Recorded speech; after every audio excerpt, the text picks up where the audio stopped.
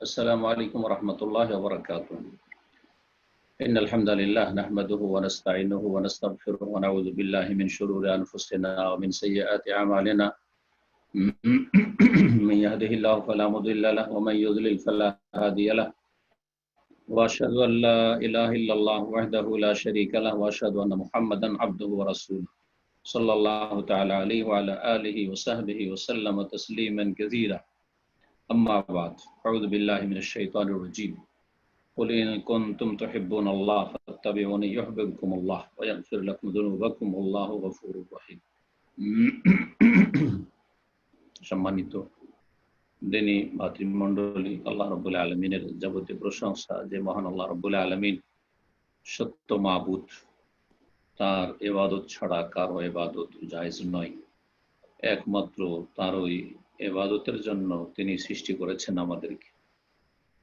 সালাত এবং সালাম নাজিল হোক প্রিয় নবী শেষ নবী মুহাম্মদুর রাসূলুল্লাহ সাল্লাল্লাহু আলাইহি ওয়াসাল্লামের উপর, যার মাধ্যমে ইবাদতের নিয়ম নীতিমালা পদ্ধতি আমরা জানতে পেরেছি।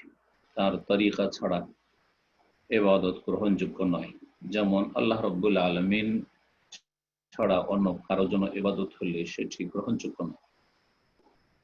আমাদের ধারাবাহিক আলোচনা আহলে সুন্নাত ওয়াল জামাত বা নাজাত প্রাপ্ত সাহায্যপ্রাপ্ত দলের আকীদা নিয়ে আলামুস সুন্নাহ আল মানসুরা নামক কিতাব থেকে শুরু করেছি। আজকে পর্ব নম্বর 3, প্রশ্ন উত্তরের আকারে রয়েছে এই কিতাব আল্লামা শেখ হাফিজ হাকামি রহমতুল্লাহ আলাইহি। আজকে প্রশ্ন নম্বর 6, তাতে বলছেন মা আলামাতু মাহাব্বাতিল আবদি রাব্বাহু আযজা ওয়া জাল। মহান আল্লাহ আযজা ওয়া জালের ভালোবাসা যে বান্দার উপর ফরজ, এই ভালোবাসার লক্ষণ কি? বান্দার রবের সাথে যে ভালোবাসা রয়েছে এর সত্যিকার প্রমাণ বা লক্ষণ কি? ভালোবাসার দাবি তো সবাই করে, বিশেষ করে যারা ধর্মকর্ম করে তারা শিরকি ধর্ম পালন করুক, বিদাতি ধর্ম পালন করুক অথবা তাওহীদ সুন্নাহ ভিত্তিক দিন ধর্ম পালন করুক, সবাই আল্লাহর মহাব্বত বা ভালোবাসার দাবি করে। কিন্তু এই আল্লাহর ভালোবাসার, যিনি আমাদের রব, যিনি আমাদের প্রতিপালক, তার ভালোবাসার সত্যিকার লক্ষণ বা আলামত কি? উত্তরে বলছেন আলামাতু যালিকা, এর লক্ষণ হচ্ছে আন ইউহিব্বা মা ইউহিব্বুহুল্লাহু তাআলা ওয়া ইউবগিদ মা ইউসখিতুহু। আল্লাহ রাব্বুল আলামিন যা কিছু বা যে কাউকে ভালোবাসেন তাকে সে সবকে ভালোবাসেন। যা কিছু আল্লাহ ভালোবাসেন সেটা ব্যক্তি হোক, বস্তু হোক, আদেশ, হুকুম আহকাম হোক, আমল হোক, আকীদা হোক, আখলাক চরিত্র হোক, যা কিছু আল্লাহ ভালোবাসবেন তা বান্দা ভালোবাসবে। এটা হচ্ছে বান্দার রবের সাথে ভালোবাসার বাস্তব প্রমাণ। ওয়ায়ুবগিদু মা ইউসখিতুহু, এবং আল্লাহ রাব্বুল আলামিনকে যেসব কথা, কাজ, ব্যক্তি অসন্তুষ্ট করে সেসব কথা, কাজ থেকে সেসব ব্যক্তির সাথে সম্পর্ক রাখা থেকে অসন্তুষ্টি প্রকাশ করবে, শত্রুতা রাখবে, ঘৃণা করবে, বিদ্বেষ রাখবে, সম্পর্ক ছিন্ন করবে। এমন কথা কাজ থেকে, এমন আকীদা বিশ্বাস থেকে, এমন কর্মকাণ্ড থেকে, এমন আখলাক আচরণ থেকে যেসব আল্লাহকে অসন্তুষ্ট করে। তাহলে দুটো দিকের, যেসব বিষয়কে আল্লাহ ভালোবাসেন তা ভালোবাসবে, আর যেসব বিষয়কে আল্লাহ ভালোবাসেন না, অপছন্দ করেন, বা যেসব বিষয়ের উপর আল্লাহ অসন্তুষ্ট হন সেগুলিকে ঘৃণা করবে। এক কথায় আল্লাহর জন্য ভালোবাসা হবে আর আল্লাহর জন্য শত্রুতা, বিদ্বেষ এবং ঘৃণা হবে।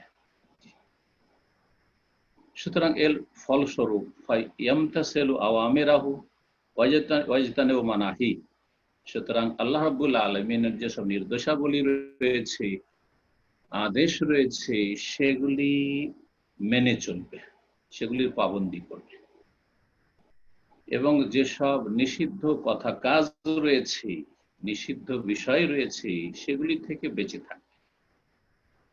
আল্লাহ যা ভালোবাসবেন তাকে ভালোবাসার দাবি হচ্ছে যে আল্লাহ যে আদেশগুলি করেছেন জীবনের প্রতিটি ক্ষেত্রে, সেগুলি আঞ্জাম দেবে, সেগুলি সম্পাদন করবে।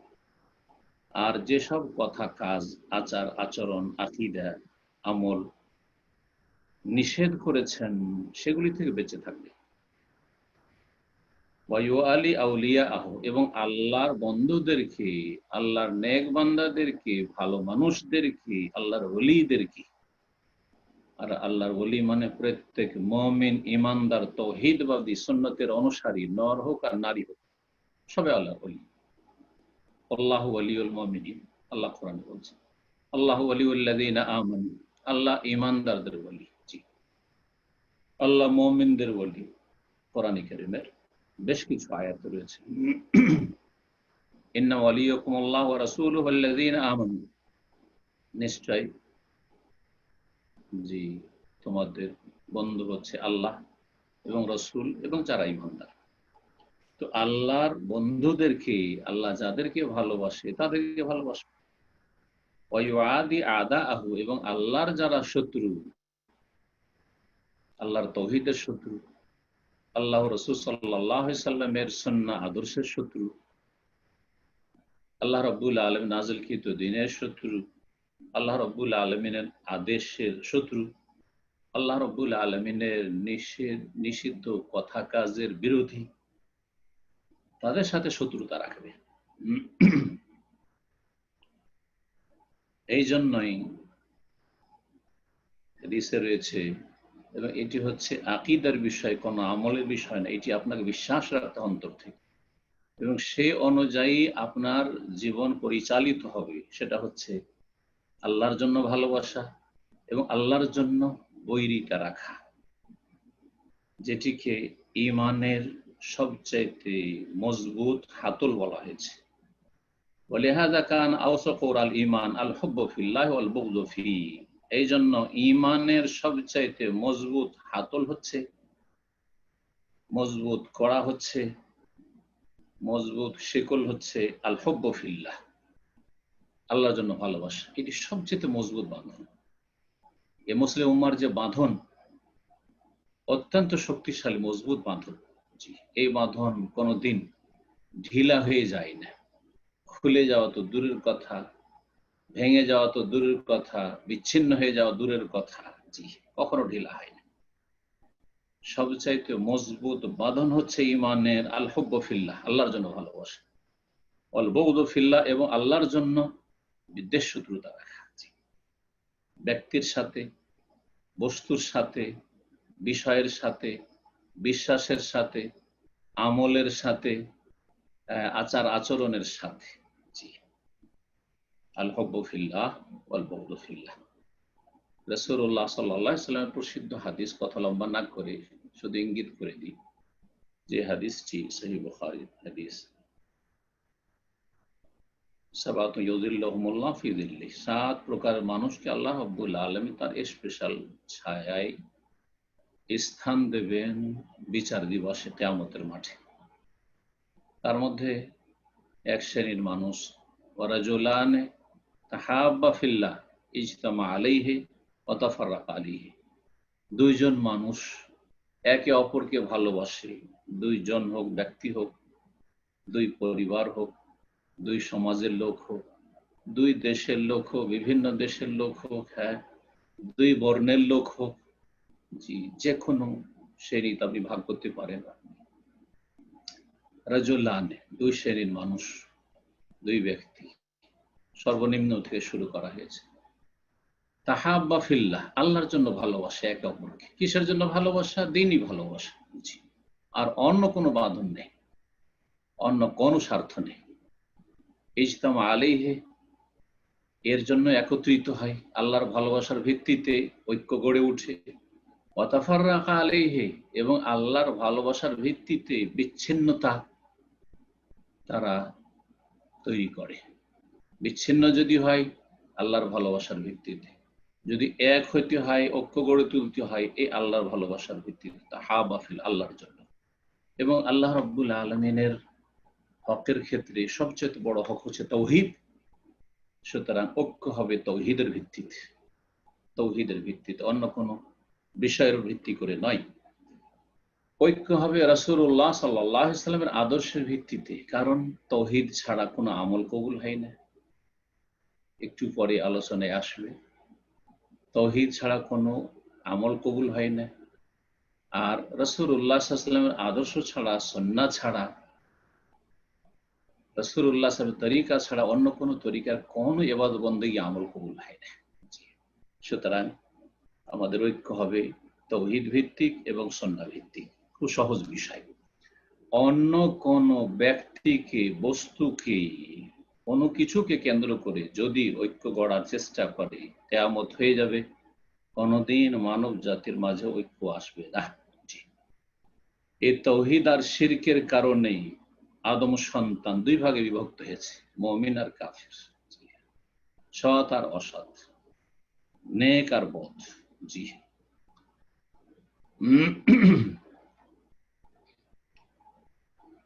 7 নম্বর প্রশ্ন বলছেন, বেমাজা আরাফাল ইবাদু মা ইউহিব্বুহুল্লাহ ওয়া ইয়ারদাহ, আল্লাহ যা ভালোবাসেন এবং আল্লাহ যা পছন্দ করেন এটা বান্দা কেমন করে জানলো? আমি একজন আল্লাহর বান্দা হিসেবে কি করে জানবো? আপনারা আল্লাহর বান্দা হিসেবে কি করে জানবেন যে আল্লাহ কি ভালোবাসেন এবং কি পছন্দ করেন? আমার পছন্দ মোতাবেক তো আল্লাহ পছন্দ করবেন না। আমি যদি খেয়াল খুশি পছন্দ করি, প্রত্যেকের পছন্দ আলাদা, প্রত্যেকের এক এক বিষয়ের সাথে, এক এক ব্যক্তির সাথে, এক এক জিনিসের সাথে ভালোবাসা আছে। এক এক মানুষ এক এক জিনিসকে, এক একটি বিষয়কে বেশি পছন্দ করে। তাহলে বান্দা কোন মাপকাঠির ভিত্তিতে জানবে যে আল্লাহ কি ভালোবাসেন এবং আল্লাহ কি চয়েস করেন, পছন্দ করেন? এটা কি করে জানবে বা কি করে জেনেছে? জানার উৎস কি? বলছেন জবাবে, আরাফুহু বিইরসালিল্লাহি তাআলা রাসূল, বান্দা আল্লাহ রাব্বুল আলামিনের ভালোবাসার বিষয় বস্তুগুলিকে জেনেছে আল্লাহ রাব্বুল আলামিনের আম্বিয়া এবং রাসূলগণ যে তিনি যুগে যুগে প্রেরণ করেছেন তাদের মাধ্যমে। মানব জাতি আল্লাহর বান্দা তারা এইভাবে জেনেছে। ওয়া ইনজালিল কুতুব, এবং বিভিন্ন যুগে যে আল্লাহ আসমানি কিতাব নাযিল করেছেন, সেসব আসমানি কিতাব যেগুলি ওহী ইলাহি, ওহীর মাধ্যমে জেনেছে। এক কথায় রাসূলগণের মাধ্যমে আর ওহীর মাধ্যমেই বান্দা জানতে সক্ষম হয়েছে যে কোনটা আল্লাহ ভালোবাসেন, কোনটা আল্লাহ ভালোবাসেন না, কোনটা আল্লাহ পছন্দ করেন, কোনটা আল্লাহ পছন্দ করেন না। এই আসমানি কিতাব সমূহে এবং রাসূলগণের বাণীতে কি ফুটে উঠেছে? আমিরান বিমা ইউহিব্বুহুল্লাহ ওয়া ইয়ারদাহ, এসব আসমানি কিতাবে এবং আম্বিয়া রাসূলগণের বাণীতে নির্দেশ দেওয়া হয়েছে যা আল্লাহ ভালোবাসেন সেসব কথা কাজে, যেসব কথা কাজকে আল্লাহ পছন্দ করেন সেগুলি নির্দেশ দেওয়া হয়েছে। নাহিয়ান আম্মা ইয়াকরাহু ওয়া ইয়াবাহু, এবং যেসব কথা কাজকে আল্লাহ পছন্দ করেন না, ঘৃণা করেন, এবং যেগুলিকে আল্লাহ অস্বীকার করেন সেসব কথা কাজ থেকে নিষেধ করা হয়েছে। জি, আসমানি কিতাব সমূহ। আর সর্বশেষ কিতাব, যেই কিতাব অন্যান্য সমস্ত আসমানি কিতাবকে রহিতকারী, সর্বশেষ রাসূল মুহাম্মদুর রাসূলুল্লাহ সাল্লাল্লাহু আলাইহি ওয়াসাল্লাম, আর সর্বশেষ কিতাব আসমানি গ্রন্থ আল কোরআনুল কারীম, যা দিয়ে বিগত আসমানি কিতাবগুলিকে রহিত করে দেওয়া হয়েছে এবং সেগুলি থেকে যেগুলিকে আল্লাহ স্বীকৃতি দেওয়ার, যেগুলিকে বহাল রাখার, সেগুলিকে কোরআনে কারিমে সুন্নাহে স্বীকৃতি দেওয়া হয়েছে। আর এই আসমানি কিতাব সমূহের মাধ্যমে এবং রাসূলগণের মাধ্যমে মানব জাতির ওপর অকাট্য দলিল প্রতিষ্ঠিত হয়েছে, হুজ্জত কায়েম হয়েছে। কেউ কোনো অজুহাত পেশ করতে পারবে না বিচার দিবসে, বদলার সময়, প্রতিদানের সময়, যে আল্লাহ আমি তো জানতাম না যে আপনি কি পছন্দ করেন, আল্লাহ আমি তো জানতাম না যে আপনি কি ভালোবাসেন, আমি যেটাকে আমার বিবেক বুদ্ধিতে ভেবেছি যে আপনি এগুলি খুব ভালোবাসেন সেগুলি করেছি। এ কথা বলার কোনো সুযোগ নেই আসমানি কিতাব নাজিল হওয়ার পর এবং রাসূলের আগমনের পরে। ওয়াজাহারাত হিকমাতুহুল বালিগা, এবং আল্লাহ রাব্বুল আলামিনের যে বিশাল হিকমত, প্রজ্ঞা প্রকাশ পেয়েছে এই আসমানি কিতাবের মাধ্যমে এবং রাসূল প্রেরণের মাধ্যমে। মহান আল্লাহ ইরশাদ করছেন, রাসূলাম মুবাশশিরিনা ওয়া মুনযিরিন, আল্লাহ বহু রাসূল পাঠিয়েছেন। রাসূলের বহুবচন, অনেক রাসূল পাঠিয়েছেন সুসংবাদদাতা করে এবং সতর্ক সাবধানকারী করে। তারা সুসংবাদ দিয়েছেন যারা মেনে নিয়েছে তাদেরকে, সতর্ক সাবধান করেছেন অবাধ্যদেরকে, নাফরমানদেরকে।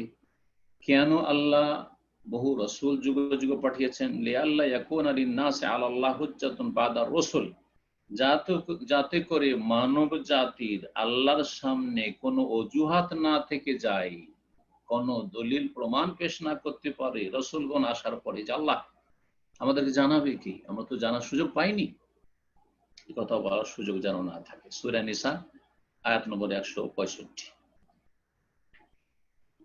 এ তো ছিল সমস্ত যুগে যুগে যে নবী রাসূলগণ এসেছেন সকলের সম্পর্কে, বিশেষ করে যেহেতু শেষ নবীর দাওয়াত সারা বিশ্বের সমস্ত মানবতার জন্য, এবং শেষ নবীর দাওয়াতের মাধ্যমে সমস্ত দিনকে রহিত করা হয়েছে, সমস্ত দিনের বিধিবিধানকে রহিত করা হয়েছে, আর যেগুলিকে আল্লাহ ভালো মনে করেছে সেগুলিকে কোরআন এবং সুন্নাহর মাধ্যমে সেগুলিকে অনুমোদন দান করেছেন। এর দলিল সূরা আলে ইমরানের আয়াত নম্বর 31। মহান আল্লাহ ইরশাদ করছেন, কুল হে নবী বলে দাও, মুহাম্মদ সাল্লাল্লাহু আলাইহি ওয়াসাল্লামকে, শেষ রাসূলকে সম্বোধন করে আল্লাহ বলছেন, বলে দাও মানব জাতি, ইন কুনতুম তুহিব্বুন আল্লাহ, তোমরা যদি আল্লাহকে ভালোবেসে থাকো, যেমন আল্লাহকে ভালোবাসি, তাহলে কি করতে হবে? ফাত্তাবিউনি, আমি মুহাম্মদুর রাসূলুল্লাহ সাল্লাল্লাহু আলাইহি ওয়াসাল্লাম যে শেষ রাসূল এসেছি আমার অনুসরণ করো, আমাকে ফলো করো। তাহলে তোমরা আল্লাহর ভালোবাসার প্রমাণ দিলে। ভালোবাসার দাবি হচ্ছে যে আল্লাহকে ভালোবাসি, প্রমাণ হচ্ছে যে রাসূলুল্লাহ সাল্লাল্লাহু আলাইহি ওয়াসাল্লামের অনুসরণ করি, তাই এটা আমরা প্রমাণ দিলাম যে আল্লাহকে ভালোবাসি, এর সত্যতা। তাহলে ফলাফল কি? ইউহিব্বুকুম, আল্লাহ তোমাদেরকে ভালোবাসবেন। তোমরা আল্লাহর ভালোবাসার প্রমাণ দিতে পারলে, সত্যিকার অর্থে ভালোবাসলে, সুতরাং আল্লাহ তোমাদেরকে ভালোবাসবেন। অতিরিক্ত কি দেবেন? ওয়াগফির লাকুম যুনুবাকুম, এবং তোমাদের গুনাহগুলিকে আল্লাহ ক্ষমা করে দেবেন। আল্লাহু গফুর রহিম, এবং আল্লাহ রাব্বুল আলামিন বড় ক্ষমাশীল, বড় দয়ালু। 8 নম্বর প্রশ্ন, ইবাদতের শর্ত কয়টি? ইবাদতের শর্ত কয়টি? লেখক বলছেন ইবাদতের শর্ত হচ্ছে 3টি। জি, এতদিন পর্যন্ত যারা তাওহীদ আর সুন্নাহ নিয়ে পড়াশোনা করেছেন জানেন যে ইবাদতের শর্ত বা ইবাদত কবুল হওয়ার শর্ত, ইবাদতের শর্ত আসলে নাই, কথাটিতে একটু সূক্ষ্মতা রয়েছে। আমরা যারা সাধারণভাবে পড়াশোনা করেছি তো মনে আছে হয়তো কথাটি, ইবাদত কবুল হওয়ার শর্ত বলে থাকি। যখন ইবাদত কবুলের শর্ত বলবেন তখন 2টি, যদিও কেউ কেউ বাড়িয়েছে। আর যখন ইবাদতের শর্ত বলবেন তখন 3টি। এই কথাই বলছেন এখানে লেখক রাহমাতুল্লাহ আলাইহি। বলছেন ইবাদতের শর্ত হচ্ছে সালাসা, 3টি। প্রথম শর্ত হচ্ছে আল আউয়াল সিদকুল আজিমা, সংকল্পের সততা। মনের যে সংকল্প রয়েছে এতে যেন সততা থাকে। জি, সত্যি সত্যি আপনি এই কাজে আন্তরিক, মন লাগিয়ে করছেন আপনি। সিদকুল আজিমা, আজিমা হচ্ছে সংকল্প, আর সিদকুল মানে সততা, দৃঢ় সংকল্পের সততা। আপনি যে দৃঢ় সংকল্পবদ্ধ, এতে আপনার সততা রয়েছে। বলছেন ওয়াহুয়া শারতুন ফি ওজুদিহা, এইটি ইবাদতের অস্তিত্বের জন্য শর্ত। ইবাদতের কোনো অস্তিত্বই থাকবে না যদি আপনার মধ্যে সংকল্প না থাকে, সত্যিকার অর্থে সংকল্প না থাকে। মানে আপনি ইচ্ছা করে যে আমি এখন ইবাদত করছি, এটা যদি ইচ্ছা না করে, যেটাকে অন্য ভাষায় নিয়ত বলতে পারেন। শুধু নিয়ত মানে সংকল্প, কিন্তু আর নিয়ত মানে হচ্ছে আজিমাতুল কলব। আরবি আর নিয়াহ মানে আজিমাতুল কলব। এটা সমস্ত উলামায়ে কেরামরা, হানাফি, শাফি, আহলে হাদিস, মুহাদ্দিসিন সকলেই, হানাফিদের ভারতের বড় একজন আলেম আল্লামা আনোয়ার শাহ কাশ্মীরি রাহিমাহুল্লাহ, তিনি নিয়ত সম্পর্কে বলেছেন, আর নিয়ত আজিমাতুল কলব, নিয়ত হচ্ছে অন্তরের সংকল্পের নাম, মনের ইচ্ছার নাম। সুতরাং এই হানাফি এত বড় একজন আলেমের উক্তি এই জন্য পেশ করলাম, ভারত, বাংলাদেশ, পাকিস্তানে হানাফি সমাজ নিয়ত করতে জানে না, পড়তে জানে। 6 মাস 1 বছর ধরে নিয়ত মুখস্থ করে আর ভুল করে, আর ভুল দিয়ে ইবাদত শুরু করে, যার ফলে ইবাদতকে বরবাদ করে। কত যে আক্ষেপ করতে হয় ভাষার মাঠে। রাসূলুল্লাহ সাহাবায়ে কেরাম, খোলাফায়ে রাশিদিন আদর্শ মোতাবেক, এমনকি 4 ইমামের আদর্শ মোতাবেক ইবাদত না করার কারণে, অজ্ঞতার কারণে। তার নিয়ত মানে হচ্ছে আজিমাতুল কলব, অন্তরের সংকল্পের নাম হচ্ছে নিয়ত। অন্তর ইচ্ছার নাম নিয়ত। দুনিয়ার সমস্ত কাজে সুস্থ মস্তিষ্ক সম্পন্ন মানুষ, একজন বিবেকবান মানুষ সংকল্প করে বেরোয়। এমনকি এই যে হাতটা নাড়া দিচ্ছি, এটা সংকল্প করে, যে আমি বুঝাইতে চাইছি আপনাদেরকে। এমনিতে হাত উঠবেই না যতক্ষণ আমি কোনো সংকল্প না করব। একমাত্র সংকল্প কার থাকে না? মনের ইচ্ছা থাকে না পাগলের। পাগলের কোনো সংকল্প থাকে না। লা নিয়াতা লাহু, আল মাজনুন লা নিয়াতা লাহু। পাগলের কোনো ইচ্ছা থাকে না, স্বেচ্ছায় কোনো কাজ করে না। তো অন্তরের সংকল্পই হচ্ছে নিয়ত। এই জন্য প্রবাসে আছেন, দেশে আসার নিয়ত আছে, কখন নিয়ত পড়েন না? বাপ মা শেষ অবস্থায় আছে, দেখতে যাব, নিয়ত আছে। অসুস্থ হয়েছি, হাসপাতালে যাব, নিয়ত আছে, কখনো নিয়ত পড়েন না। শুধু সালাতের জন্য নিয়ত পড়েন, আর উজুর জন্য নিয়ত পড়ে কেউ কেউ, আর সিয়ামের জন্য নিয়ত পড়েন, আর হজের জন্য, ওমরার জন্য কেউ কেউ নিয়ত পড়েন। কিন্তু যাকাতের জন্য, যাকাত তো আপনারা অনেকে দিচ্ছেন, জীবনও নিয়ত পড়েন না যে নাওয়াইতু ওয়াদিয়া যাকাত। যাকাতের জন্য কখন নিয়ত পড়েন? বাপ মাকে টাকা পাঠাচ্ছেন, ভাই বোনদেরকে টাকা পাঠাচ্ছেন, গরিব দুঃখীকে সাদকা করছেন, কারো গরিবের হাতে টাকা তুলে দিচ্ছেন, কখনো আল্লাহুম্মা ইন্নী নাওয়াইতু সাদাকাতা কখনো বলেন না। তাহলে এই বিধাতটা, এই 3-4টে ইবাদতে যে করে থাকে ভারত উপমহাদেশের এক শ্রেণী মযহাবধারীরা, মযহাবকে ভেঙে খায়, কিন্তু মযহাবের অনুসারী তারা নয় আসলে। আল্লাহ যেন বুঝার তৌফিক দান করেন। যে কথাটি বলছিলাম আসল দার্সে আসি, সেটা হচ্ছে ইবাদতের অস্তিত্ব পাওয়ার জন্য সংকল্পে সততা লাগবে। আপনার মনে সংকল্প আছে, সদিচ্ছা আছে। সদিচ্ছা যদি না থাকে, বিনা সংকল্পে করছেন কোন একটি কাজ, তাহলে সেটি ইবাদত নয়। যেমন আপনি ওযু করবেন, আপনার মনে কিন্তু সিদকুল আযীমা, সংকল্প এসেছে যে আমি এখন ওযু করছি, যে ওযু দিয়ে আমি কিছু ইবাদত করব। সেটা সালাত হোক, অথবা বাইতুল্লাহর তওয়াফ হোক, অথবা কোরআন স্পর্শ করা হোক, যাই হোক না কেন, ওযু করছি, ওযু করতে যাচ্ছি, এটা হচ্ছে অন্তরের সংকল্প, সিদকুল আযীমা।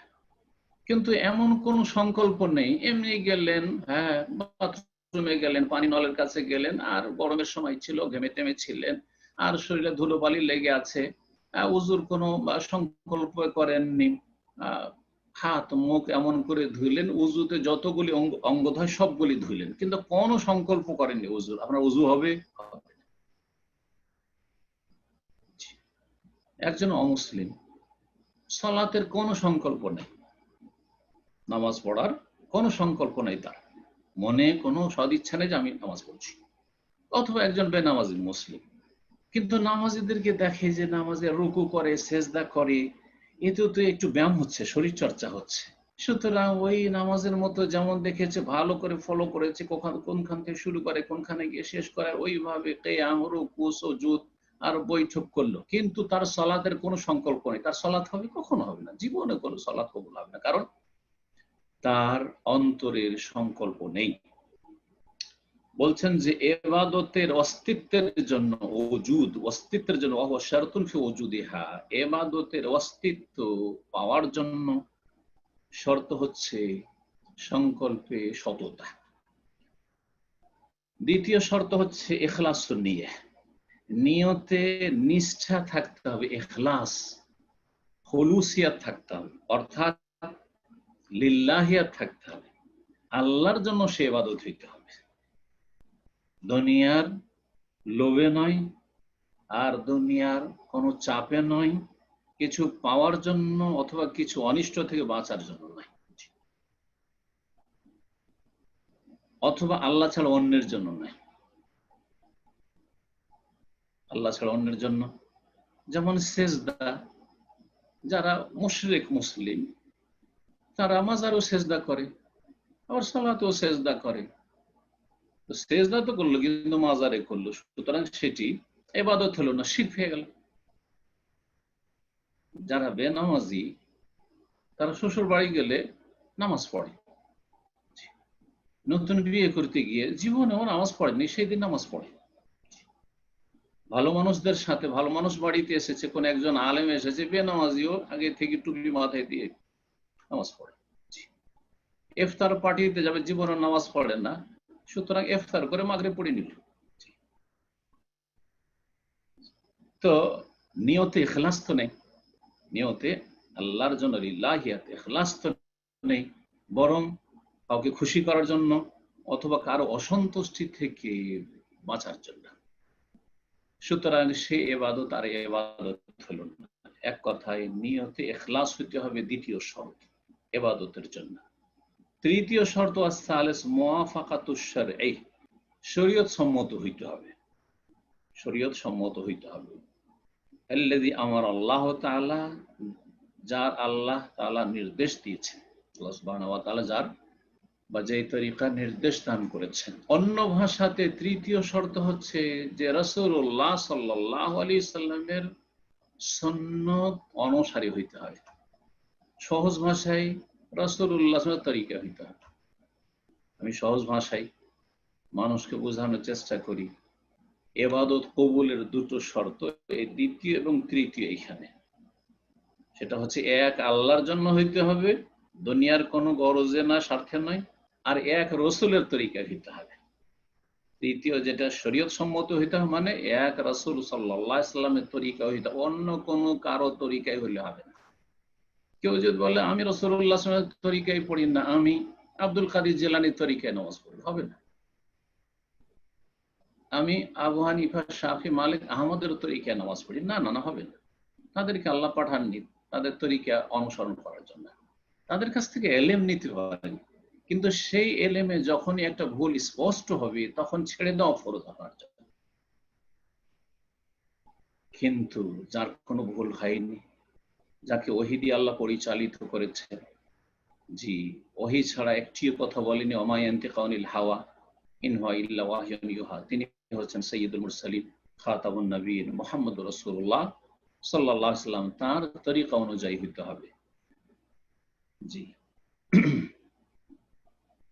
অর্থাৎ আল্লাহ ইউদানা ইল্লা বিহি, আপনি দিন পালন করবেন এই শরীয়তের অনুসরণে, এই তরিকায়, শরীয়ত সম্মত তরিকা আপনি দিন পালন করবেন। তারপর বলছেন ওয়াহুমা শারতানে ফি কাবুলিহা, এই দ্বিতীয় এবং তৃতীয় শর্ত হচ্ছে ইবাদত কবুল হওয়ার শর্ত। আর প্রথমটি সম্পর্কে বললেন যেটা হচ্ছে সংকল্পের সততা, সেটা হচ্ছে শারতুন ফি ওজুদিহাত, ইবাদতের অস্তিত্বের শর্ত হচ্ছে এক নম্বরটি, সেটা হচ্ছে সিদকুন নিয়া, নিয়তে সততা থাকতে হবে, সিদকুল আজিমা, সংকল্পে সততা থাকতে হবে। আর ইবাদত কবুল হওয়ার জন্য দ্বিতীয় শর্ত ইখলাসুন নিয়া, এক আল্লাহর জন্য নিষ্ঠার সাথে করতে হবে, এবং শরীয়ত সম্মত এক রাসূলুল্লাহ সাল্লাল্লাহু আলাইহি ওয়াসাল্লামের তরিকায় হতে হবে। 9 নম্বরে বলছেন যে আমরা যে জানলাম যে ইবাদতের তিনটি শর্ত, প্রথম শর্ত ছিল সিদকুল আজিমা, সংকল্পে সততা, মনের সংকল্পে যেন সততা থাকে। এর অর্থ কি এটা একটু বুঝিয়ে বলুন। তো বলছেন হুয়া তারকুত তাকাসুল ওয়া তাওয়ানি ওয়া বাযলুল জুহদ ফি আন ইউসাদ্দিকা কাওলুহু বিফিলিহি বা আন ইউসাদ্দিকা কাওলুহু বিফিলিহি। সংকল্পের সততা হচ্ছে অলসতা পরিহার করা, যেন অলসতা না থাকে, অবহেলা অলসতা। একটু সলাতের শুরু থেকে শেষ পর্যন্ত একটু সলাত উপলব্ধি করলেন না, গোটা দুনিয়ায় মেতে থাকলেন আপনি। যেমন এক শ্রেণীর লোকেরা মোবাইল নিয়ে অথবা টিভি নিয়ে অথবা দুনিয়ার হিসাব নিকাশ নিয়ে ব্যস্ত ব্যস্ত ব্যস্ত। যেমনই জামাত শুরু হয়েছে দৌড় দিয়ে গিয়ে ঢুকলো, কিন্তু ওই যে হিসাব নিকাশ চলছিল বা যা কিছু দেখছিল আপনার ফোনে অথবা কম্পিউটারে ইন্টারনেটে, তাই মগজে ঢুকে আছে। সালাত শেষ হয়ে গেল, কিছুই উপলব্ধি করলো না। জি, একেবারে অবহেলা। হবে না, আপনার সংকল্পে সততা নেই। সংকল্পের সততা হচ্ছে তার কুত্তাও আসল, অলসতা পরিত্যাগ করা, অত্যাওয়ানি অবহেলা, ঢিলামি পরিত্যাগ করা, অবাজুলুল জোহদ সর্বাত্মক প্রচেষ্টা করা, সর্বাত্মক প্রচেষ্টা করা। আপনি যখন সালাত শুরু করছেন সচেষ্ট হবেন যে আমি একটি ইবাদত করছি। আপনি যখন ওযু করছেন সচেষ্ট হবেন যে আমি এখন তাহারাত অর্জন করছি। এইভাবে প্রত্যেকটি ইবাদতের ক্ষেত্রে প্রচেষ্টা চালাতে হবে। কি বিষয়ে বলছে? ফি আন ইউসাদ্দিকা কাওলাহু বিফিলিহি, যেই কথাটি বলছে সেই কথাটি যেন সত্যতা প্রমাণ করে তার কাজ, মানে কথা অনুযায়ী কাজ হয়। যেমন কথা বলছে তেমনই যেন কাজ হয়। আপনি সালাত পড়ে আসলেন, কেউ জিজ্ঞাসা করছে কোথায় গেছেন, বলছে সালাত আদায় গেছে, নামাজ পড়তে গিয়েছিলাম। তো সালাত আদায় করতে গিয়েছিলেন, তো আপনার যেন কর্ম, এই সালাত আদায় করা আপনার কথার সত্যতা প্রমাণ করে যে সত্যি আপনি সত্যি সালাত সংকল্পের সাথে আপনি আদায় করতে, অন্তরের সত্যতার সাথে আদায় করতে গিয়েছিলেন। মহান আল্লাহ ইরশাদ করছেন সূরা সাফের আয়াত নম্বর 2-3, ইয়া আইয়ুহাল্লাযীনা আমানু লিমা তাকুলুনা মা লা তাফআলুন, যারা বলে একরকম আর করে আর একরকম, তাদের আল্লাহ নিন্দা করেছেন। জি, তাদেরকে তিরস্কার করেছেন। আল্লাহ বলছেন হে ঈমানদারগণ, লিমা তাকুলুনা মা লা তাফআলুন, যা তোমরা করো না তা বলো কেন? মুখে এক কথা আর কাজে আর একরকম, উল্টো কেন? কাবুরা মাকতান ইনদাল্লাহ, আল্লাহর কাছে এটি বড় অসন্তুষ্টির কারণ। আল্লাহ বড় রাগান্বিত হন। আন তাকুলু মা লা তাফআলুন, যে এমন এমন কথা বলো কিন্তু কাজে করো না, কাজের বেলা নেই আর খুব লম্বা চড়া কথা। অনেকেই উপদেশ দিতে লাগিয়ে দেন, কিছু বলতে লাগিয়ে দেন, কিছু লিখতে লাগিয়ে দেন, স্ট্যাটাস, মাশাআল্লাহ মনে হচ্ছে যে বড়ই বিজ্ঞ মানুষ, হ্যাঁ আল্লামা, কিন্তু আমল একেবারে বিপরীত। না, এমনটা যেন না হয়। তো ফিরে আসে আসল বিষয়ের দিকে, সেটা হচ্ছে সিদকুল আজিমা, সংকল্পের সততা। সংকল্পের সততা হচ্ছে যে আপনি অলসতাকে পরিত্যাগ করবেন, অবহেলাকে পরিত্যাগ করবেন, সর্বাত্মক চেষ্টা আপনি করবেন যে আপনার কথা কাজে যেন তাল মিল থাকে, কথা কাজে যেন মিল থাকে। আল্লাহ যেন বুঝার তৌফিক দান করেন। এই কয়েকটি বিষয় নিয়ে আজকে আলোচনা করলাম। আল্লাহ রাব্বুল আলামিন যেন আমাদেরকে সঠিক দিন শিখার তৌফিক দান করেন, তৌহিদ বুঝার তৌফিক দান করেন, সুন্নাত জানার তৌফিক দান করেন এবং তৌহিদ সুন্নাহ ভিত্তিক ইবাদত বন্দেগীর তৌফিক দান করেন। ইবাদত কবুলের শর্ত পূরণের তৌফিক দান করেন, ইবাদতের বিশুদ্ধতা আল্লাহ রাব্বুল আলামিন জন্য আমাদেরকে চেষ্টা করার, মেহনত করার, ইলম আমল সুন্দর করার তৌফিক যেন দান করেন। সাল্লাল্লাহু সাল্লাম আলা নবিয়িনা মুহাম্মদ ওয়া আলা আলিহি ওয়া সাহবিহি আজমাইন। জাযাকাল্লাহ খাইরান। শেখ, সম্মানিত দিনী ভাই বোনেরা, ইনশাআল্লাহ এখনই আমরা প্রশ্নোত্তর পর্বে প্রবেশ করব। শুরুতেই প্রশ্ন করবেন আমাদের ব্রাদার মুনতাসির মামুন। আপনি প্রশ্ন করুন। আসসালামু আলাইকুম। ওয়া আলাইকুম আসসালাম ওয়া রাহমাতুল্লাহি ওয়া বারাকাতুহু। কেমন আছেন? জি আলহামদুলিল্লাহ, ভালো আছেন? জি, আমার দুইটা কোশ্চেন। প্রথম কোশ্চেনটা হলো, আমার ছেলের নাম মোহাইমেন মুস্তাকিম সামি। তো নামগুলি কেমন জানি আল্লাহর নামের সাথেই সবগুলি নাম মিলে যাচ্ছে, এটা কি কোনো শিরিক হবে কিনা? জি, মোহাইমেন আল্লাহ রাব্বুল আলামিনের নাম। আল্লাহ রাব্বুল আলামিনের নামগুলি দুই রকম। জি, প্রথম কিছু নাম আছে যেগুলি একেবারে আল্লাহর সাথে খাস, আল্লাহর সাথে খাস। এত তাতে মোবালাগা মানে অর্থের ব্যাপকতা রয়েছে, যে যে অর্থের ব্যাপকতা কোনো মানুষ বা কোনো সৃষ্টির জন্য প্রযোজ্য নয়, মানুষ জিন বা মালাইকার জন্য প্রযোজ্য নয়। সুতরাং আল্লাহ ছাড়া অন্যকে সেই নামকরণ করা জায়েজ নয়। যেমন আল্লাহ, আল্লাহ ছাড়া কাউকে বলা যাবে না। জি। যেমন খালেক, সৃষ্টিকর্তা, কাউকে বলা যাবে না।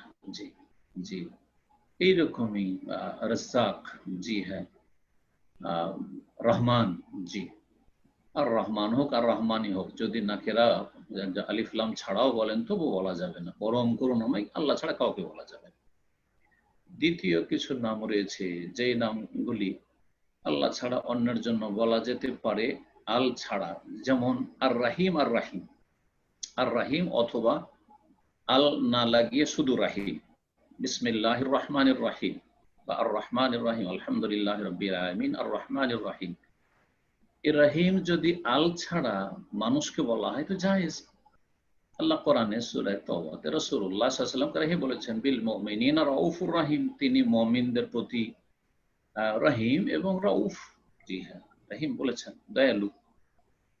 আমার আব্বা অত্যন্ত দয়ালু, এটা আমরা যখন বাংলায় বলি, আরবিতে বললে আবি রহিমুন ওয়ালিদি রহিমুন বলবেন, জায়েজ আছে। কিন্তু আর রাহিম আল্লাহ ছাড়া কাউকে আলিফ লাম দিয়ে নির্দিষ্ট করে তাতে অর্থে ব্যাপকতা চলে আসে, সেটা জায়েজ না বলে আমরা বলেছি। এখন মুহাইমিন যে নামটি রয়েছে সেই নামটির অর্থে অত্যন্ত বেশি ব্যাপকতা আছে, যেটা আল্লাহ রাব্বুল আলামিন ছাড়া অন্য কারোর জন্য বলা উচিত নয়। সুতরাং কোনো মানুষের নাম মুহাইমিন রাখা জায়েজ নাই। এখানে নামটি এইভাবে আব্দুল মুহাইমিন। আমাদের ছাত্র জীবনে এক বন্ধু ছিল, লেখাপড়া করতাম আমরা একই মাদ্রাসায়, ওর নাম ছিল আব্দুল মুহাইমিন। আব্দুল মুহাইমিন রাখেন, জি, যেহেতু আল্লাহর নাম হচ্ছে আল মুহাইমিন, আপনি ছেলের নাম আব্দুল মুহাইমিন রাখেন। জি, আব্দুল আজিম, আব্দুল আলিম, আব্দুল আজিজ যেমন সেই রকম। তো এই নামটি যদি পরিবর্তন করা সম্ভব হয় অ্যাফিডেভিট করে বা যেভাবে হোক না কেন, যেখানকার আইন কানুন যেমন রয়েছে, তাহলে সেটা পরিবর্তন করে দেবেন। আর কাগজপত্রে যদি তা সম্ভব নাও হয় তো আপনারা সেই নামে ডাকবেন না, সেই নামে ডাকবেন না। জাযাকুমুল্লাহ।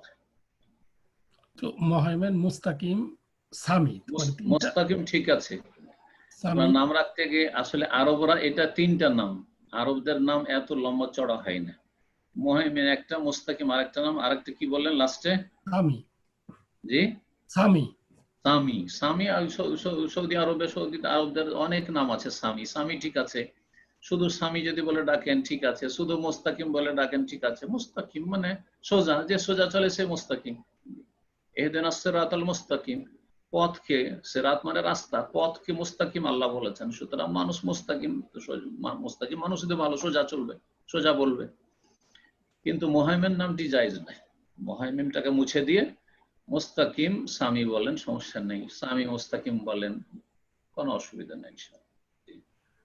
আচ্ছা, আর দ্বিতীয় কোশ্চেনটা হলো, এটা আমার এক ফ্রেন্ড বাংলাদেশ থেকে করছে, সেটা হলো কুরবানির জন্য যে টাকা রাখছে, কুরবানি না করে সেটা যদি কোনো চ্যারিটি অর্গানাইজেশন যারা রোহিঙ্গা, সিরিয়া, প্যালেস্টাইন ওইসব জায়গায় যারা বাস্তুহারা তাদের জন্য ব্যয় করে, ওইসব অর্গানাইজেশনে দান করলে কুরবানিটা কি এটাকে অ্যাকসেপ্টেবল হবে কিনা? জি না, কোরবানি হচ্ছে বড় গুরুত্বপূর্ণ একটি ইবাদত, যদিও সেটি সুন্নাতে মুআক্কাদা, কোনো মাযহাবে ওয়াজিব কিন্তু সুন্নাতে মুআক্কাদা। যারা ওয়াজিব আর ফরজে পার্থক্য করেছে তাদের কাছে ওয়াজিব কিন্তু সুন্নাতে মুআক্কাদা। সালাতের মতো, সিয়ামের মতো, হজের মতো ফরজ নয়, কিন্তু সুন্নাতে মুআক্কাদা হলে এটি হচ্ছে শাইরায়ে জাহিরা, মানে ইসলামের প্রকাশ্য নিদর্শন। যদি কোনো দেশে কোরবানি না হয়, ঠিক ওই রকমই যেমন কোনো এলাকায় আজান হচ্ছে না, আজান হচ্ছে না, তাহলে কি করে বুঝবো এখানে মুসলিম আছে? ঠিক তেমনই যে কোরবানি না হয় কোনো এলাকায়, তাহলে কি করে বুঝবো এখানে মুসলিম আছে? এই জন্য এই ইবাদতগুলির গুরুত্ব অনেক বেশি। সেই জন্য কোরবানি দিতে হবে, কোরবানি দেবে প্রত্যেক বাড়িতে। দুটো তিনটে কোরবানি দিত, হ্যাঁ, এর উত্তম ব্যবস্থা আছে শরীয়তে। দুটো তিনটে দেবে না, একটা কোরবানি একটি পরিবারের জন্য যথেষ্ট। আমাদের সাথে অনেক ভুল করে, আমাদের দেশের লোকেরা কোরবানি দিতেই জানে না, প্রত্যেকের নামে একটা একটা করে কোরবানি, অথবা এই বছর আমার নামে, সামনে বছর আমার স্ত্রীর নামে, তারপরের বছর আমার বড় ছেলের নামে, তারপরের বছর আমার বাবার নামে, মায়ের নামে, গোটা গোষ্ঠীর নামে এক এক বছর না, সব ভুল। একটি কোরবানি একজন এবং তার অধীনে পরিবারের সদস্য যারা আছে তাদের জন্য যথেষ্ট। সে একটা খাসি হোক অথবা একটা গোটা গরু হোক, এমনকি ভাগ হইলেও যদিও বিষয়ে ইখতিলাফ রয়েছে, তো একটি ভাগ একটা খাসি বা দুম্বার সমান, সুতরাং সেটাও একটি পরিবার পক্ষ থেকে যথেষ্ট হতে পারে। শেখ বাজ রহমতুল্লাহ অনেক ওলামারা এটা বলেছেন। তো এতটা করে নেওয়ার পরে তাহলে অতিরিক্ত আর কোরবানি করা দরকার নেই, প্রয়োজন আছে মুসলিম ভাইয়েরা খেতে পায় না তাদেরকে খেতে দেবেন আপনি, বা অভাব আছে তাদেরকে দেবেন। আর আরেকটা হচ্ছে যে কোরবানির জন্য অনেকে আজকাল কোরবানি তো প্রতিযোগিতা আর লোক দেখানো কাজ হয়ে গেছে, এবাদত তো সেটা নয়।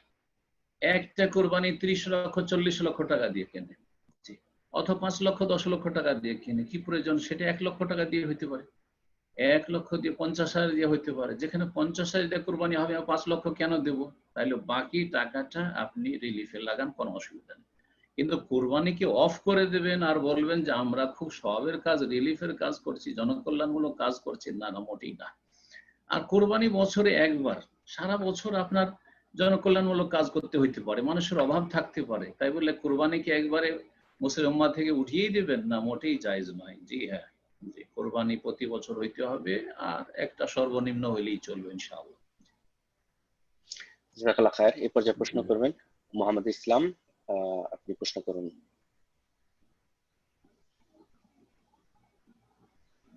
আসসালামু আলাইকুম শেখ, কেমন আছেন? ওয়ালাইকুম আসসালাম ওয়া রাহমাতুল্লাহি ওয়া বারাকাতুহু। জি ভাই বলেন। শেখ, আমার দুইটা কোশ্চেন। প্রথম প্রশ্ন হলো যে শরিয়াতের দৃষ্টিতে শেয়ার ব্যবসা কতটুকু জায়েজ, আর দ্বিতীয় কোশ্চেন হলো স্বামী স্ত্রী বাসায় জামাতে সালাত পড়তে পারবে কিনা, পড়লে কিভাবে পড়বে? জাযাকাল্লাহ খায়ের। আপনারা বিষয়ের সাথে সম্পর্কিত প্রশ্ন করবেন, আশা করি যারা নিয়মিত থাকছেন আমাদের ক্লাসে বিষয়ের সাথে সম্পর্কিত প্রশ্ন করবেন। শেয়ার বাজার, কিসের শেয়ার বাজার, এটা দেখার বিষয়। ওলামারা বলেছেন শর্ত সাপেক্ষ জায়েজ, বেশ কিছু শর্তের সাথে জায়েজ আছে। যে জিনিসে আপনি শেয়ার করছেন সেটা হালাল ব্যবসা কিনা, এসব দেখে বেশ কিছু শর্তের সাথে জায়েজ আছে। আপনি সুদী প্রতিষ্ঠানে, হারাম ব্যবসায় প্রতিষ্ঠানে, এগুলোতে শেয়ার করতে পারবেন না। যেসব হারাম পণ্য অথবা হারাম প্রোডাক্ট অথবা হারাম আদান প্রদান, সুদী ব্যাংক অথবা ইন্স্যুরেন্স কোম্পানি, জুয়া ইন্স্যুরেন্স কোম্পানি, জায়েজ নয়। বা হারাম খাদ্য, হারাম পানীয়, হারাম বস্তু, ব্যবসা বাণিজ্য, এইসব এতে শেয়ার জায়েজ নাই। তো যাই হোক, বেশ শর্তের সাথে সেই শেয়ার ব্যবসা জায়েজ আছে। 2 নম্বর যে বিষয়টি বলেন, স্বামী স্ত্রীর সালাত আদায় করা। স্বামী স্ত্রী সালাত আদায় করতে পারবেন, কিন্তু পুরুষ লোককে মসজিদে গিয়ে সালাত আদায় করতে হবে। জামাতে সালাত আদায় করা ওয়াজিব যদি কোনো শরীয়তি বাধা না থাকে। শরীয়তে বাধা সম্পর্কে সাহাবীরা জিজ্ঞাসা করলে নবী সাল্লাল্লাহু আলাইহি ওয়াসাল্লাম বলেন মারাদুন আও খাউফুন, হয় শত্রুর ভয় আর না হলে রোগ ব্যাধি। তো রোগ ব্যাধির যদি থাকে, অসুস্থ থাকে বা অসুস্থ হওয়ার আশঙ্কা থাকে খুব বেশি, যেমন বর্তমান পরিস্থিতি যাদের আশঙ্কা আছে, বয়স্ক মানুষ অথবা 15 বছরের নিচে অথবা ক্রনিক রোগী ইত্যাদি। কিন্তু সুস্থ লোকেরা না, সুস্থ লোকেরা সালাতে যাবে, সালাত আদায় করবে। আর এমনি সাধারণ অবস্থায় যাদের শরীয়তে কোনো ওজন নেই, মসজিদে গিয়ে সালাত আদায় করবে।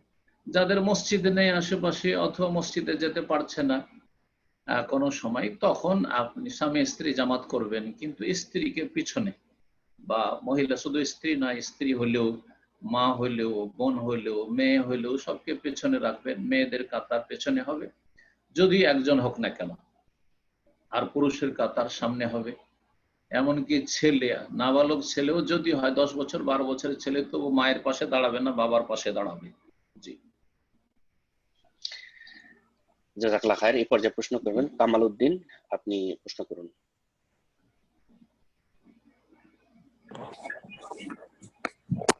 আসসালামু আলাইকুম ওয়া রাহমাতুল্লাহি ওয়া বারাকাতুহু। আসসালামু ওয়া রাহমাতুল্লাহি ওয়া বারাকাতুহু। জি, আসলে আমি চেষ্টা করছিলাম যে আলোচনা রিলেটেড প্রশ্ন করার জন্য, কিন্তু আলোচনা রিলেটেড প্রশ্ন আলহামদুলিল্লাহ আলোচনাটা খুব স্মুথ ছিল, সবকিছু সুন্দর হয়েছে। যাক, এখন আলোচনার বাইরে একটা প্রশ্ন, মাফ করবেন, সেটা হচ্ছে আমার ওয়াইফ বলে কি যে মা বাবার কথা কোরআনে সুবহানাল্লাহ আল্লাহ সুবহানাহু ওয়া তাআলা অনেক করে বলছেন মা বাবার খেদমত করার জন্য। আবার মহিলাদের ক্ষেত্রে 4টা ব্যাপারে রাসূল আসলাম বলেছেন 4টা ব্যাপার ক্লিয়ার রাখলে তাহলে জান্নাত নিশ্চিত, আলহামদুলিল্লাহ। তো সেক্ষেত্রে মহিলারা তাহলে বিয়ের পরে মা বাবাকে কিভাবে করবে, আর এক্ষেত্রে তার জন্য মা বাবাকে কতটুকু খেদমত করতে পারবে, বা মানে যেহেতু মহিলাদেরকে ওখানে স্পেসিফিকলি ওই মা বাবার ক্ষেত্রে এটা বলেন রাসূল সাল্লাল্লাহু ওই হাদিসের মধ্যে, জাস্ট স্বামীর আনন্দ, তারপরে ফরজ সালাত এবং ফরজ পর্দা এগুলোর কথা বলছে। তাহলে সেক্ষেত্রে তাহলে মহিলা এখানে কি জেন্ডার ভাগ করা হয়েছে কিনা? জি, দেখেন কোরআনে কারিমে যেসব নির্দেশগুলি রয়েছে আমভাবে তাতে নর নারী সকলেই শামিল। যেমন ওয়াবিল ওয়ালিদাইন ইহসানা, পিতামাতার সাথে সদাচরণ করো, সদ্ব্যবহার করো। এটা যেমন ছেলেদেরকে বলা হয়েছে তেমন মেয়েদেরকে বলা হয়েছে। তো আশা করি বুঝতে পারছেন, তাই না? আর তারপরে স্পেশালি যে বলা হয়েছে এই হাদিসে আল মারআতু ইযা সাল্লাত খামসাহা ওয়া সামাত শাহরাহা ওয়া আহসানাত ফারজাহা ওয়া আতাআত বা'লাহা ফালতাদখুল মিন আইয়াবিল জান্নাতি শাহর। মহিলা যখন ইযা সাল্লাত খামসাহা 5 ওয়াক্ত সালাত আদায় করবে, রমজান মাসে সিয়াম পালন করবে, আর লজ্জা স্থানের হেফাজত করবে, আর স্বামীর আনুগত্য করবে, তাহলে জান্নাতের যে কোনো দরজা দিয়ে প্রবেশ করবে। এই হচ্ছে হাদিস। এই হাদিসকে ওই সব আয়াতের সাথে সমন্বয় করে আপনাকে বা একজন বোনকে আমল করতে হবে। অর্থাৎ যথাসাধ্য স্বামীর সংসারের কাজকর্ম ঠিক রেখে, স্বামীর হক ঠিক রেখে, বিবাহের পরে, বিবাহের আগ পর্যন্ত তো ঠিক আছে বাবা মায়ের সাথে থাকলো, কিন্তু বিবাহের পরে যেহেতু স্বামীর অধিকার সেখানে প্রাধান্য পাবে বাবা মায়ের ওপর, সুতরাং স্বামীর সংসারের কাজকর্ম ঠিক রেখে বা স্বামীর হক ঠিক রেখে বাবা মায়ের সাথে যথাসাধ্য সদাচরণ করবে, সদ্ব্যবহার করবে। শাইখুল ইবনে তাইমিয়া রাহমাতুল্লাহ আলাইহি বলেছেন এটা জেনে না ভালো হবে, কারণ অনেকের প্রশ্ন যে বিবাহিতা মহিলারা স্বামীর কথাকে প্রাধান্য দেবে না বাবার কথাকে, মায়ের কথাকে প্রাধান্য দেবে, যে এটা গুরুত্বপূর্ণ একটি প্রশ্ন। এর উত্তরে বলছেন যে বিবাহ হয়ে যাওয়ার পরে স্বামীর কথাকে বাবা মায়ের কথার উপর প্রাধান্য দিতে হবে। একমাত্র যদি স্বামী কোনো গুনাহ করতে বলে তখন শুনবে না, তখন বাবা মায়ের বিরোধী হোক আর না হোক, আল্লাহর বিরোধী হয়েছে, সুতরাং স্বামী কেন কোনো ব্যক্তির কথা শোনা যাবে না। তাআতা লিমাখলুকিন বিমাসিয়াতিল খালিক, রাসূলুল্লাহ সাল্লাল্লাহু আলাইহি ওয়াসাল্লাম বলেছেন, যেটি শরীয়তের নীতিমালা, যে কোন সৃষ্টির আনুগত্য নেই স্রষ্টার নাফরমানি বিরুদ্ধাচরণ করে। কিন্তু যে কোনো বৈধ কথা যদি বলে, যেমন স্বামী বলছে যে তুমি এখন তোমার বাবার বাড়ি যেতে পারবে না, ও যদি বলে যে আমার আব্বা অসুস্থ আছে আমি যাবই না, চলবে না। তবে এই ক্ষেত্রে অবিচার করবে না, বাড়াবাড়ি করবে না, জুলম করবে না, কিন্তু সংসারে প্রয়োজন রয়েছে, থাকার প্রয়োজন রয়েছে, স্বামী সেটা স্পষ্ট করে দিচ্ছে, সেটাকে উপেক্ষা করে বা স্বামীর কথাকে উপেক্ষা করে বাবা মায়ের হককে প্রাধান্য দেওয়া যাবে না। তবে যথাসাধ্য সমন্বয় করার চেষ্টা করবে, স্বামীর হক ঠিক রেখে, ছেলে মেয়েদের প্রতিপালন ঠিক রেখে বাবা মায়ের সাথে সদ্ব্যবহার যতটা করা সম্ভব করবে। বারাকাল্লাহু ফিকুম। এই পর্যায়ে প্রশ্ন করবেন সাইফুল ইসলাম, আপনি প্রশ্ন করুন।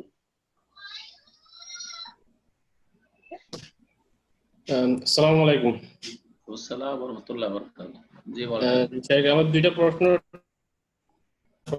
হলো, ক্রেডিট কার্ড না, দ্বিতীয় প্রশ্নটা হলো আমাদের ইতালিতে এখনো লকডাউন উঠাইছে কিন্তু নামাজ। প্রথমটা বলেন আবার, আওয়াজটা ক্লিয়ার ছিল না। প্রশ্নটা হলো ক্রেডিট কার্ড ইউজ করা যাবে কিনা। এর আগে তো বলেছি যে ক্রেডিট কার্ড তো আপনাদের ওখানে সব সুদী ব্যাংক, তাই না? জি।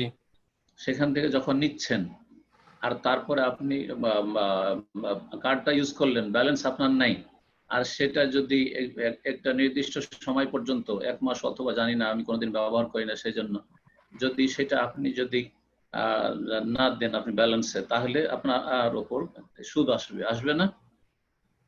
জি জি। সুতরাং জায়েজ নাই, অধিকাংশ আলেমদের কাছে জায়েজ না, অধিকাংশ আলেমদের কাছে জায়েজ না। অল্প কিছু আলেমরা বলেছে যে যদি আপনার জীবনের বিভিন্ন ক্ষেত্রে এই কার্ড ছাড়া একবারে চলা খুব মুশকিল, তখন হয়তো সীমিত আকারে জায়েজ হতে পারে। এটা কিছু অল্প কিছু আলেমদের ফতোয়া, বাকি অধিকাংশ আলেমা শেখ সালেহ ফৌজান আর অন্যান্য সব বলছেন না, জায়েজ নাই।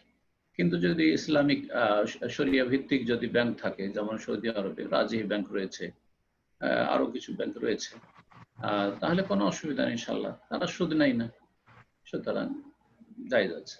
জি, কিন্তু আপনারা যে অবস্থায় আছেন সেখানে স্বেচ্ছায় এগুলোতে জড়াতে যাবেন না। জি, কারণ এগুলি জড়ানো মানে সুদের সাথে জড়িয়ে যাওয়া, সুদ থেকে যথাসাধ্য, কারণ যেখানে সুদের আশঙ্কা আছে সেখান থেকে অনেক দূরে থাকার চেষ্টা করবেন, কারণ আল্লাহ জীবন থেকে বরকতকে ছিনিয়ে নেবেন। যুদ্ধের ঘোষণা করেছেন সুদখোরদের বিরুদ্ধে বা সুদি কারবারের সাথে যারা জড়িত তাদের বিরুদ্ধে, তাদের জীবনে কখনো বরকত হবে না। সুতরাং আল্লাহকে ভয় করে, আল্লাহর আযাবকে ভয় করে, দুনিয়া আখিরাতের পকড়াওকে ভয় করে সুদি কারবার থেকে এবং সন্দেহ রিজিক থেকে, হারাম রিজিক থেকে বেঁচে থাকার চেষ্টা করবেন।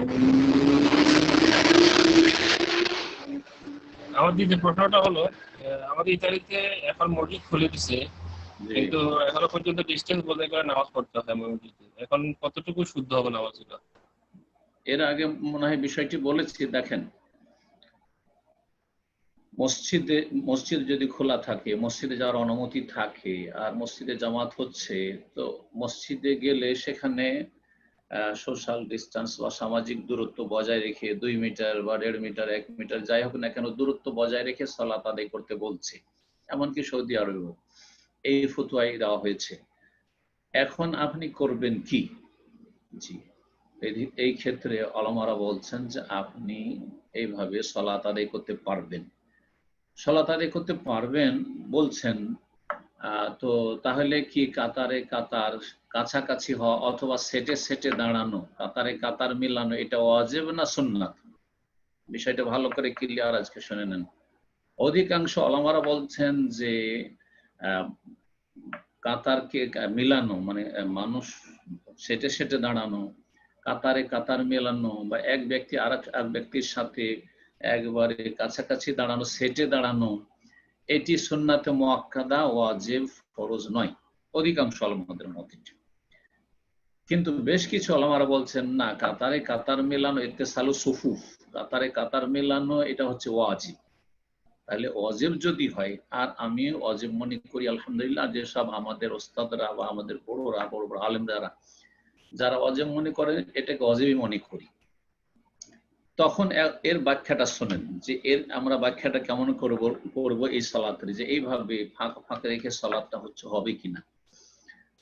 দেখেন, অনেক সময় ওয়াজিব ছাড়া জায়েজ রয়েছে, বিশেষ কারণে জরুরি যদি হয় তো ওয়াজিব ছাড়া জায়েজ রয়েছে, আর ওয়াজিব ছাড়লে সালাত হয়ে যাবে। কারণ ফিকহের কায়দা রয়েছে আদ-দারুরাতু তুবিহুল মাহদুরাত, মানুষের জন্য যখন জরুরি হয়ে পড়ে বা নিরুপায় হয়ে পড়ে তখন নিষিদ্ধ কথা কাজ জায়েজ হয়ে যায়। এতটুকু শুনে রাখার পরে আরেকটা যুক্তি এখানে মনে রাখেন, ফিকহি যুক্তি, সেটা হচ্ছে যে জামাতে সালাত আদায় করার হুকুম কি। এতক্ষণ তো বললাম যে বেশ কিছু ওলামাদের কাছে ফতোয়া হচ্ছে যে কাতারে কাতার মিলিয়ে দাঁড়ানো ওয়াজিব, তাহলে কাতারে কাতার মেলানো হচ্ছে ওয়াজিব, এটা ধরে রাখেন। আর একটা মাসআলা হচ্ছে যে জামাত সহকারে সালাত আদায় করা কি ওয়াজিব না সুন্নাতে মুআক্কাদা, সেটা তো ইখতিলাফ রয়েছে। কিন্তু এই ক্ষেত্রেও সঠিক মত যে জামাত সহকারে পুরুষদের সালাত আদায় করা হচ্ছে ওয়াজিব। তাহলে জামাতে সালাত পড়াও ওয়াজিব আর কাতারে কাতার মিলানো ওয়াজিব। এখন মসজিদে গিয়ে যদি আমরা জামাতের ওয়াজিব ধরি তাহলে কাতার মেলানোর ওয়াজিব ছাড়তে হচ্ছে, ভালো করে বুঝেন। আর যদি বাসাতে পড়ি, বাসাতে যারা সদস্য রয়েছে, স্ত্রী ছেলে মেয়ে রয়েছে তাদেরকে নিয়ে, তাহলে কাতারে কাতার তো মেলালাম, এই ওয়াজিব তো আদায় করলাম, কিন্তু মসজিদের জামাতের ওয়াজিব ছুটে যাচ্ছে। তাহলে বাসাতে সালাত আদায় করলে একটি ওয়াজিব ছুটছে, আর মসজিদে সালাত আদায় করলে আরেকটি ওয়াজিব ছুটছে, তাহলে ওয়াজিব একটি ছুটছে। এই জন্য আল্লাহু আলাম, আমি যেটা ঠিক মনে করছি যে কেউ যদি মনে করে যে আমি মসজিদে গিয়ে সালাত আদায় করব, একটি ওয়াজিব ছুটলো কাতারে কাতার মিলানো, তাতে ইখতিলাফ রয়েছে, কিন্তু মসজিদের জামাত যে ওয়াজিব, এই জামাতের ওয়াজিবটার হেফাজত করলো, ওয়ারকাউ মার রাখে, রুকুকারীদের সাথে রুকু করা আল্লাহ বলেছে, জামাত সহকারে সালাত আদায়। আর যদি কেউ মনে করে যে না, আমি বাসাতে কাতারে কাতার মিলিয়ে একবারে সুন্নত মোতাবেক আমি সুন্দর করে সালাত আদায় করব, তাহলে তার জামাতের ওয়াজিব ছুটলো কিন্তু কাতার মিলানোর ওয়াজিবটা সে আদায় করতে পারলো। সুতরাং একটি একটিকে আরেকটির উপর প্রাধান্য দেওয়া আল্লাহু আলাম যাবে না, আমি মনে করি এটা। কিন্তু অধিকাংশ ওলামারা এখানে বলছেন যে না, জামাতে গিয়ে সালাত আদায় করতে হবে সুস্থ লোকদেরকে। যারা অসুস্থ নিজের ক্ষতি করতে যাবেন না, অন্য কারো ক্ষতি করতে যাবেন না। সুতরাং যেটাকে আপনি সুন্নাহর কাছাকাছি মনে করেছেন ওটার উপর আমল করবেন। আপনি যুবক মানুষ, সুতরাং আমি মনে করি যে আপনাদের জন্য যারা যুবক মানুষ 50-এর নিচে আছেন বা 40-এর নিচে আছেন, 15 এদিকে 15 ওপরে আর ওইদিকে 40 বা 50-এর নিচে আছেন, তারা মসজিদে গিয়ে সালাত আদায় করার চেষ্টা করবেন, জামাতের ওয়াজিবটা আদায় হলো। আর যারা 50-এর ওপরে আছেন বা 15-এর নিচে আছেন, তারা বাসাতে সালাত আদায় করবেন। তো কাতারে কাতার মিলাবার ওয়াজিবটা ঠিক থাকলো, জামাতের ওয়াজিব ছুটলো। আর ওজোরও আছে, বয়স হয়েছে, আক্রান্ত হওয়ার আশঙ্কা আছে। আল্লাহ হেফাজত করুন। আমিন। এ পর্যায়ে প্রশ্ন করবেন আলমগীর মান্নান, আপনি প্রশ্ন করুন। আসসালামু আলাইকুম ওয়া রাহমাতুল্লাহ। ওয়া আলাইকুম আসসালাম ওয়া রাহমাতুল্লাহি ওয়া বারাকাতুহু। আমার হুজুর দুইটা প্রশ্ন আছে। আমার জি, মার বলেন। আগেও প্রশ্ন করে গেছি গত 2 সপ্তাহ আগে। আমার মা খুবই অসুস্থ, কয়েক মাস আগে তার গল ব্লাডারে একটা টিউমার হয়েছিল, আমরা জানতে পারছিলাম। এখন এটা ওই ক্যান্সারের রূপ নিয়েছে। তো ডাক্তার বলছে সে দুনিয়াতে বেশি দিন নাই বা অল্প দিনই থাকবে, তো আর কোনো চিকিৎসা নাই। তো এখন আগে তো আমি ওনাকে নামাজ পড়াইতে পারছি, বইলা বইলা দিয়া আমার সাথে বলতে পারছে সূরা ও দোয়াগুলা। এখন সে আর বলতে পারে না। হ্যাঁ, তো খুব কথাগুলো খুব আস্তে আস্তে বলে, বা মনে জানি না কতদিন থাকবে দুনিয়াতে। এখন নামাজ পড়ার ব্যাপারে আমি তো নামাজ পড়াইতে পারতেছি না, কি তালকিন করব না কিভাবে কি করব, এটা একটু বলবেন। আর আমার মার জন্য একটু দোয়া করবেন প্লিজ। আল্লাহ শিফা দান করুক, আপনার আম্মাকে আল্লাহ সুস্থতা দান করুক। আল্লাহ রাব্বুল আলামিন যেন দ্রুত তাকে পূর্ণ শিফা সুস্থতা দান করুক। আর আরেকটা কোশ্চেন হইলো যে বাংলাদেশে শুনছি যে সাফা খতম নাকি পড়া কেউ অসুস্থ হইলে, এটা কতটুকু সত্যি বা জায়েজ? কি পড়ায়? শিফা সাফা খতম। শিফা খতম। আচ্ছা, শোনেন, প্রথম প্রশ্ন যে আপনার আম্মা অসুস্থ রয়েছেন, ক্যান্সারে আক্রান্ত, আল্লাহ যেন শিফা দান করেন। কিন্তু তিনি হুঁশে আছেন, সবকিছু উপলব্ধি করছেন, তাই না? সেন্স এখনো আছে। তো সেন্স যখন আছে তাহলে আপনি প্রত্যেক ওয়াক্তে স্মরণ করিয়ে দেবেন তাহারাতের জন্য, কমপক্ষে তায়াম্মুমের জন্য ওযু না করতে পারলে, আর তারপরে সালাত আদায় করাবেন। প্রত্যেক ওয়াক্তে 5 বার যদি সম্ভব না হয় তাহলে যোহর আসর জমা করাবেন আর মাগরিব এশা জমা করাবেন। মনে হয় এই বিষয়টি এর আগে আলোচনা করেছিলাম।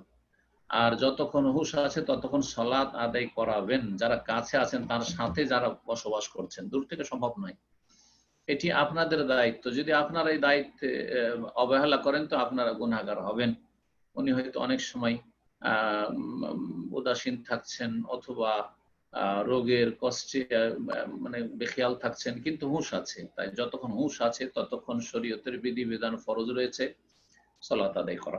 একটা কথা কি হুজুর, উনি তো প্রায় সময় একদিন ঘুমায়, প্রায় সময় 2 দিন ঘুমায়, প্রায় সময় 3 দিন ঘুমায়, তার তো কোনো চিকিৎসা নেই, বুঝছেন? তো এখন কি না, ঘুমায় মানে গভীর ঘুমে আছে, কোনো হুঁশ নেই, একবারও জাগে না, খাওয়া দাওয়া করে না কিছু? খাওয়া দাওয়া প্রায় বন্ধ হয়ে গেছে এখন, তো প্রায় পরে একটু কথা বলতে পারে আবার। তো যদি কথা বুঝে আর উনি যদি কিছু বলতেও না পারেন, ইশারা ইঙ্গিতে সালাত আদায় করে, তারপরে চেষ্টা করবেন ফাত্তাকুল্লাহ মাসতাতাতু, যথাসাধ্য আল্লাহকে ভয় করার চেষ্টা করবেন। একেবারে যদি এমন অবস্থা হয় যে ঘুম উঠতে বলছেন, হয়তো যে সালাতের টাইম চলে গেল, নামাজ পড়েন, তারপরে মানে বেখেয়াল হয়ে থাকছে, তাহলে হয়তো আল্লাহ মাফ করে দেবেন ইনশাআল্লাহ। এক কথা মনে রাখেন যে সালাতের কোনো কাফারা নেই, ইন্তেকালের পর আবার কাফারা ধরবেন, এটি একটি বিদআত। এই বিদআত থেকে সতর্ক করে দিচ্ছি। জি। 2 নম্বর প্রশ্ন, খতম। জি, যতগুলি খতম রয়েছে ভারত, বাংলাদেশ, পাকিস্তানের, সবগুলি হচ্ছে বিদআত। না কোরআনে আছে, না কোনো সহিহ হাদিসে আছে, না সাহাবায়ে কেরামদের আদর্শে আছে, না 4 ইমামের কোন ইমাম শিখেছে, আবু হানিফা, শাফি, মালিক, আহমদ শিখেছে। এগুলি সব সুফি বিদআতিরা শিখিয়েছে। বিদআতি সুফিরা এগুলো শিখিয়েছে, যারা খেয়াল খুশি ধর্ম তারা তৈরি করেছে। খতমে শেফা মানে আরোগ্যের জন্য কিছু খতম করা। আর এক খতম আছে মজার খতম, সেই খতম তাদের বেদাতি কিতাবে পড়ে দেখেছি, খতমে জালালি। খতমে জালালি যে সিরিয়াস রোগী থাকে, বলছে যে এমন খতম দেব যে এই খতমে হয় থাকবি নয় যাবি, তো মানে এই মাঝামাঝি অসুস্থ অবস্থায় রাখছি না, হয় ফিরে চলে আসবে সুস্থ হয়ে, আর না হলে একবারে ধাক্কা দিয়ে কবরে পাঠিয়ে দেবো। জি, এই সমস্ত বিদাতিদের হাস্যকর কাজ। জি হ্যাঁ, মা আনজালাল্লাহু বিহা মিন সুলতান, আল্লাহ কোন সনদ দলিল এগুলি নাযিল করেননি, এগুলি হারাম কাজ। মান আমিলা আমালান লাইসা আলাইহি আমরুনা ফাহুয়া রাদ্দুন, যে ব্যক্তি এমন কোন আমল করবে যেটা নবীর আদর্শ নয়, সেটা প্রত্যাখ্যাত। জি, সেই দিন আফসোস করবে, নবী সাল্লাল্লাহু আলাইহি ওয়াসাল্লাম শাফাআত থেকে বঞ্চিত হবে, বিদাতিরা নবী সাল্লাল্লাহু আলাইহি ওয়াসাল্লাম হাউজে কাউসারের পানি থেকে বঞ্চিত হবে। সোহকান সোহকান, তাড়িয়ে দাও লিমান গায়্যারা বাদি লিমান বাদদালা দ্বীন, যারা দ্বীনকে বদলে দিয়েছে। আল্লাহ হেফাজত করুন। সুতরাং এইসব খতমের বেদাতে যাবেন না, দোয়া করবেন। এবার কেন দোয়া? আইয়ুব আলাইহিস সালামের দোয়া করেন। আইয়ুব আলাইহিস সালামের ছোট্ট একটি দোয়া করে যদি আন্নী মাসানি আদ-দুররু ওয়া আনতা আরহামুর রাহিমিন, এই দোয়া করে যদি ভালো হইতে পারে, তো আপনি আমি কেন ভালো হব না? কেন ইয়াকিন নেই আল্লাহর কাছে? অবশ্যই ইয়াকিনের সাথে দোয়া করতে হবে। জি, জাযাকাল্লাহ খায়ের। এরপর যে প্রশ্ন করবেন মোহাম্মদ সিদ্দিক, আপনি প্রশ্ন করুন। আসসালামু আলাইকুম ওয়া রাহমাতুল্লাহি ওয়া বারাকাতুহু। ওয়া আলাইকুম আসসালাম ওয়া রাহমাতুল্লাহি ওয়া বারাকাতুহু। জি বলেন। কমিউনিটি শাইখ, আমার প্রশ্নটা আজকে হচ্ছে একটু প্রাসঙ্গিক কয়েকটা জিনিস চলে আসবে মোনাজাত রিলেটেড। সেটা হচ্ছে মোনাজাতটা কি ইসলামের পরিভাষা বা হাদিসে এই ওয়ার্ডটা আসছে কিনা, মোনাজাত মানেটা কি হয়, আর সালাতের ভিতরে বাইরে মোনাজাত হাত তুলে দোয়ার জায়গাগুলোকে আমি জানি এই ব্যাপারে আপনার লেকচার আছে, তারপরে একটু বিরক্ত করতেছি। আর যেহেতু আপনাকে সরাসরি দেখতে পাচ্ছি, আমাদের অনেকগুলো কনফিউশন আছে এই ব্যাপারে যে মোনাজাতের কেবলা, মোনাজাতের সময় হাতটা একসাথে থাকবে না, কেবলাটা কেমন হবে, কোন বরাবর পর্যন্ত উঠবে, তাকবীরে তাহরিমা যখন বাঁধবো তখন হাতটা কিরকম থাকবে, এবং যখন আমরা বুকে হাত বাঁধবো তখন হাতটা কি অবস্থায় থাকবে, এবং ডান হাতের 5 আঙ্গুল কি অবস্থায় থাকবে। একটা করে জিজ্ঞেস করেন না তো মনেই থাকবে না তো। প্রথম মোনাজাত শুরু করি। জি, জি, আরবিতে মোনাজাত শব্দ আপনি মাদ্রাসায় পড়েছেন, আমাকে একবার বলছিলেন যে আপনার মেডিকেল পড়ার আগে মাদ্রাসায় পড়েছেন। নাজা ইউনাজি মোনাজাত বাবে মুফালাত থেকে, তার মানে হচ্ছে চুপিসারে কথা বলা। জি হ্যাঁ, কারো সাথে কানে কানে আস্তে আস্তে কথা বলা, চুপিসারে কথা বলা, এ হচ্ছে মোনাজাত। তো এটা আল্লাহর সাথে চুপিসারে কথা বলা, এটা হলো মোনাজাত মা আল্লাহর সাথে। আর একজন আরেকজনের সাথে কানে কানে পাশের লোকের সাথে কথা বলছে, একটু দূরে যারা আছে তারা শুনতে পারে, এটাকে মোনাজাত বলা হয়। আল্লাহ রাব্বুল কোরআনে কারীমের সূরা মুজাদালাতে বলে ইন্নামান নাজওয়া মিনাশ শায়তান, নাজওয়া মোনাজাতকে বলা হয়েছে চুপিসারে কথা বলা শয়তানের পক্ষ থেকে। অর্থাৎ 3 জন লোক যদি থাকেন আর 2 জন যদি কানে কানে কথা বলেন ফুসফুস করে, তাহলে তৃতীয় ব্যক্তি সন্দেহ পড়ে যাবে, ও মানে চিন্তায় পড়ে যাবে আমার বিরুদ্ধে কিছু বলছে হয়তো। তাহলে এক কথায় চুপিসারে কথা বলাকে মোনাজাত বলা হয়। এখন আমাদের ভারত, বাংলাদেশ, পাকিস্তানে যারা অধিকাংশ যারা বেদাতে লিপ্ত, তারা আল্লাহর কাছে দোয়া করাকে মোনাজাত বলে। আল্লাহর কাছে দোয়া করা কি বলে? মোনাজাত বলে। সেই দোয়া মানে সালাতের ভিতরের গুলোকে মোনাজাত বলে না, ওরা মোনাজাত বলে সালাম ফেরার পরে সম্মিলিত দোয়া, ইমাম দোয়া করে মুক্তাদির আমিন আমিন বলে, এইটার নাম মোনাজাত। অথবা কোনো মাহফিল শেষ করলো আর তারপরে যে মোনাজাত ধরলো, এর নাম মোনাজাত। তারপর তাদের বিশ্ব ইজতেমা শেষ করলো চিল্লার, আর তারপরে যে আপনার দোয়া ধরলো, এটার নাম হচ্ছে মোনাজাত। তো এই যে সম্মিলিত বেদাতি যে দোয়া, যে দোয়া রাসূলুল্লাহ সাল্লাল্লাহু আলাইহি ওয়াসাল্লাম এই তরিকায় কখনো করেন নাই, এই দোয়াটিকে আমাদের ভারত, বাংলাদেশ, পাকিস্তানের লোকেরা মোনাজাত বলে থাকে। কি অর্থে বলে থাকে? ওই যে মোনাজাত মা আল্লাহর সাথে চুপিসারে কথা বলা। তো এরা তো চিল্লে চিল্লে চিৎকার করে দোয়া করে, তো মোনাজাত কি করে থাকলো? মোনাজাত বলে চুপিসারে দোয়া করাকে বা চুপিসারে কথা বলাকে। এখন আসি যে মোনাজাত শব্দটি হাদিসে এসেছে আল্লাহর সাথে মোনাজাতের কথা, কিন্তু কখন? সালাতের বাইরে না সালাতের ভিতরে? সালাতের বাইরে নয়। ইন্নাল মুসাল্লি ইযা সাল্লা ইউনাজি রাব্বাহু, রাসূলুল্লাহ বলছেন যে মুসাল্লি যখন সালাতের ভিতরে থাকে, সালাতরত অবস্থায় থাকে, ইউনাজি রাব্বাহু, তার রবের সাথে চুপিসারে কথা বলে, মোনাজাত করে। তাহলে যতক্ষণ আপনি তাকবীরে তাহরিমা থেকে শুরু করে সালাম ফিরা পর্যন্ত আছেন সালাতের ভিতরে, ততক্ষণ রবের সাথে চুপিসারে কথা বলছেন, মোনাজাত করছেন। এটা হচ্ছে মোনাজাত। যখন দাঁড়িয়ে আপনি আছেন তখন মোনাজাত করছেন, রুকুতে মোনাজাত করছেন, আপনি সেজদায় মোনাজাত করছেন, বৈঠকে আত্তাহিয়াত পড়ছেন, মোনাজাত করছেন, আল্লাহ দুরুদ ইব্রাহিম পড়ছেন, মোনাজাত করছেন। এগুলো হচ্ছে আসল মোনাজাত। সালাম ফিরলে মোনাজাত শেষ হয়ে যায়, এটা হচ্ছে হাদিস। কিন্তু আমাদের দেশীয় ভাষাগুলি সব উল্টো, হাদিসের উল্টো। জি, এক কথায় এটা হচ্ছে শরীয়ত সম্মত মোনাজাত সালাতের ভিতরে। আর সম্মিলিত দোয়া করা, ইমাম দোয়া করবে নিজের ইচ্ছা মতো, আর ও তো জানে না যে কার কি ইচ্ছা কার কি প্রয়োজন, সুতরাং সে যেটা মনে করছে ভালো সেটা দোয়া করছে। আর মুক্তাদির সব আমিন আমিন বলছে, অথবা বক্তা সাহেব দোয়া করছেন, সভাপতি সাহেব দোয়া করছেন মাহফিলে আর শেষে, আর সব শ্রোতারা যারা সেখানে গিয়েছে দর্শক শ্রোতা তারা আমিন আমিন বলছে। এটার নাম মোনাজাত। এটা হচ্ছে আমাদের দেশীয় মোনাজাত, এটা শরীয়ত সম্মত মোনাজাত নয়। জি, বরং এটা দোয়া, কিন্তু বেদাতি তরিকার দোয়া। এটা দোয়া কিন্তু বেদাতি তরিকার দোয়া। জি, আর প্রশ্ন কি ছিল স্মরণ করেন? একটি ছিল তার মধ্যে যে হাত কত দূর পর্যন্ত উঠাইতে হবে যখন তাকবীর দেবেন, তখন তাকবীরে তাহরিমা হোক অথবা রুকুতে যাওয়ার সময় হোক, রুকু থেকে ওঠার সময় হোক।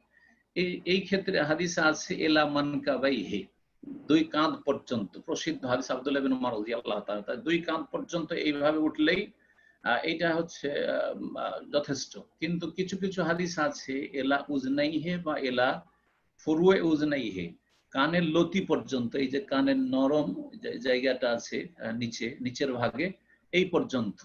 তাহলে হাতটাকে আরেকটু বেশি কাঁধের উপর উঠানো যেতে পারে, এইরকম উঠানো যেতে পারে যে কাঁধের কাছাকাছি এই আঙুলটা কানের লতির কাছাকাছি আসলো, এইভাবে। কিন্তু কান ছুয়া, এই যে যেমন কিছু বক্তাদেরকে দেখছেন যে নামাজ পড়াচ্ছে এইভাবে কান ধরে, এইভাবে কানে হাত দিয়ে, এর বিদআত, এটি বিদআত। বরং আমি এখন সেই কিতাবটির কথা মনে পড়ছে না, কোন এক সময় সেই কিতাব থেকে তলাশ করলে হয়তো কিতাবের নাম বলে দেবো। আবু হানিফা, শাফি, মালিক, আহমদ ওই যুগটাতে কারা সুন্নাতের অনুসারী আর কারা বিদাতি চেনত এই রফায়দানের মাধ্যমে। যদি কেউ কানে হাত দিত তাহলে ওদেরকে বিদাতি মনে করা হইত। তাহলে কানে হাত দিয়ে তাকবীর দেওয়া এটা বিদাতিদের লক্ষণ। জি, এটা সেই যুগ থেকে চলে আসছে, জি, চার ইমামের যুগ থেকে চলে আসছে। সুতরাং সুন্নত মোতাবেক হয় কাঁধ পর্যন্ত উঠাবেন, আর না হইলে আরেকটু উঠিয়ে আপনার যে লম্বা আঙ্গুলটা যেটা রয়েছে মধ্যমা, এটা আপনার ওই কানের লতি পর্যন্ত উঠবে, কিন্তু কানের ওপর ভাগ পর্যন্ত অথবা এই কান ধরা এইভাবে, এগুলি সব বিদআত। জি, আরেকটি ছিল যে বুকের উপর হাত বাঁধবেন কোথায় সালাতে। হাত বাঁধার সহি হাদিস যেটা সহি ইবনে খুজাইমাতে, সেটা আলা সাদরিহি, সিনার উপর রয়েছে, সহি সুন্নাহ। আর যেটি নাভির নিচের হাদিস রয়েছে সেই হাদিসটি হচ্ছে যায়িফ। সুতরাং তুলনামূলক যেটা আমাদের কাছে সহি হাদিস, আল্লামা আলবানী 4টি সূত্রে হাদিসটিকে সহি বলেছেন। সুতরাং বুকের উপরে হাত বাঁধবেন, এইটা হচ্ছে সহি সুন্নাহ ইনশাআল্লাহ তাআলা। ওই আঙ্গুলগুলো কিভাবে থাকবে? ডান হাতের 4 আঙ্গুল আর আরেকটা আঙ্গুল কিভাবে? তখন যখন বুকের উপর হাতটা বাঁধবো, বুকের হাত বাঁধবেন তখন, হ্যাঁ, হাত বাঁধার ক্ষেত্রে কয়েকটা তরিকা রয়েছে। একটা কবজা রয়েছে, মানে এই হাতকে, ডান হাতকে বাম হাতের উপর এই যে এবার বেঁধে নেবেন, ধরে নেবেন, এটা কবজার কথা রয়েছে। ভাই হাতটা আরেকটু উপরে তুলে দেখতে পারতাম, আরেকটু উপরে যদি তুলতেন। হ্যাঁ, এইভাবে একটা তরিকা।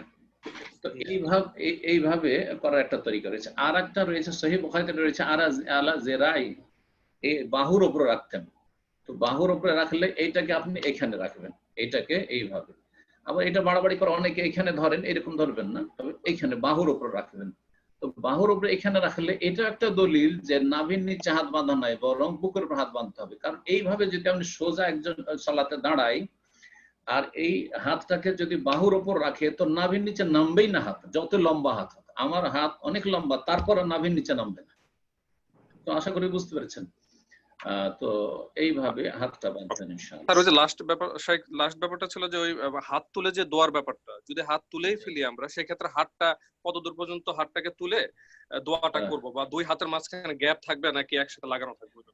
দেখেন, হাত তুলে দোয়া করেন, আমরা হাত তুলে দোয়া করাকে বেদাত বলি না, সম্মিলিত মোনাজাত, সম্মিলিত দোয়াকে বেদাত বলছি। তাহলে হাত তুলে একা একা যদি দোয়া করেন, কখনো ফরজের পরে, কখনো সুন্নাতের পরে, কখনো এমনিতে, কখনো কোরআন তেলাওয়াতের পরে, কখনো ইফতারির আগে, কখনো মানে পাবন্দির সাথে নয় যে ইফতারির আগে আমি হাত তুলে দোয়া করবই, তাহলে তখন বলবো যে না, নবী সাল্লাল্লাহু আলাইহি ওয়াসাল্লাম সাহাবীরা তো এইভাবে করেননি যে ইফতারের আগে প্রতিদিন হাত তুলে দোয়া করেছেন। তারপরে আপনার কোরআন তেলাওয়াত করে প্রতিদিন দোয়া করেছেন, তো আপনি প্রতিদিন কেন করবেন? কিন্তু মাঝে মধ্যে আমি কোরআন তেলাওয়াত নেক আমল করলাম, একটু আল্লাহর কাছে চাইবো, একা একা যদি হাত উঠান ফরজ নামাজের পরে, সুন্নত নামাজের পরে, কোনো অসুবিধা নেই। আর সম্মিলিত যে দোয়া, ইমাম দোয়া করবে আর মুক্তাদিরা বা একজন দোয়া করবে আর বাকি লোকেরা আমিন আমিন বলবে, এটা যেহেতু নবী সাল্লাল্লাহু আলাইহি ওয়াসাল্লাম সাহাবায়ে কেরাম থেকে প্রমাণিত নয়, সুতরাং এইটিকে বেদাত বলছি। দোয়াকে কখনো আমরা বেদাত বলি না, মানুষ বিভ্রান্ত করে মানুষকে। দোয়া কখনো বেদাত নাই, আপনি যে কোনো সময় আল্লাহর কাছে দোয়া করেন।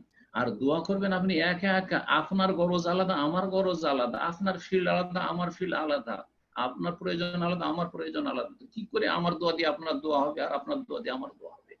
সুতরাং প্রত্যেকের নিজ নিজ দোয়া করবেন, যে কোনো সময় দোয়া করেন, যে কখনো হাত উঠিয়ে কখনো বিনা হাত উঠিয়েই করেন।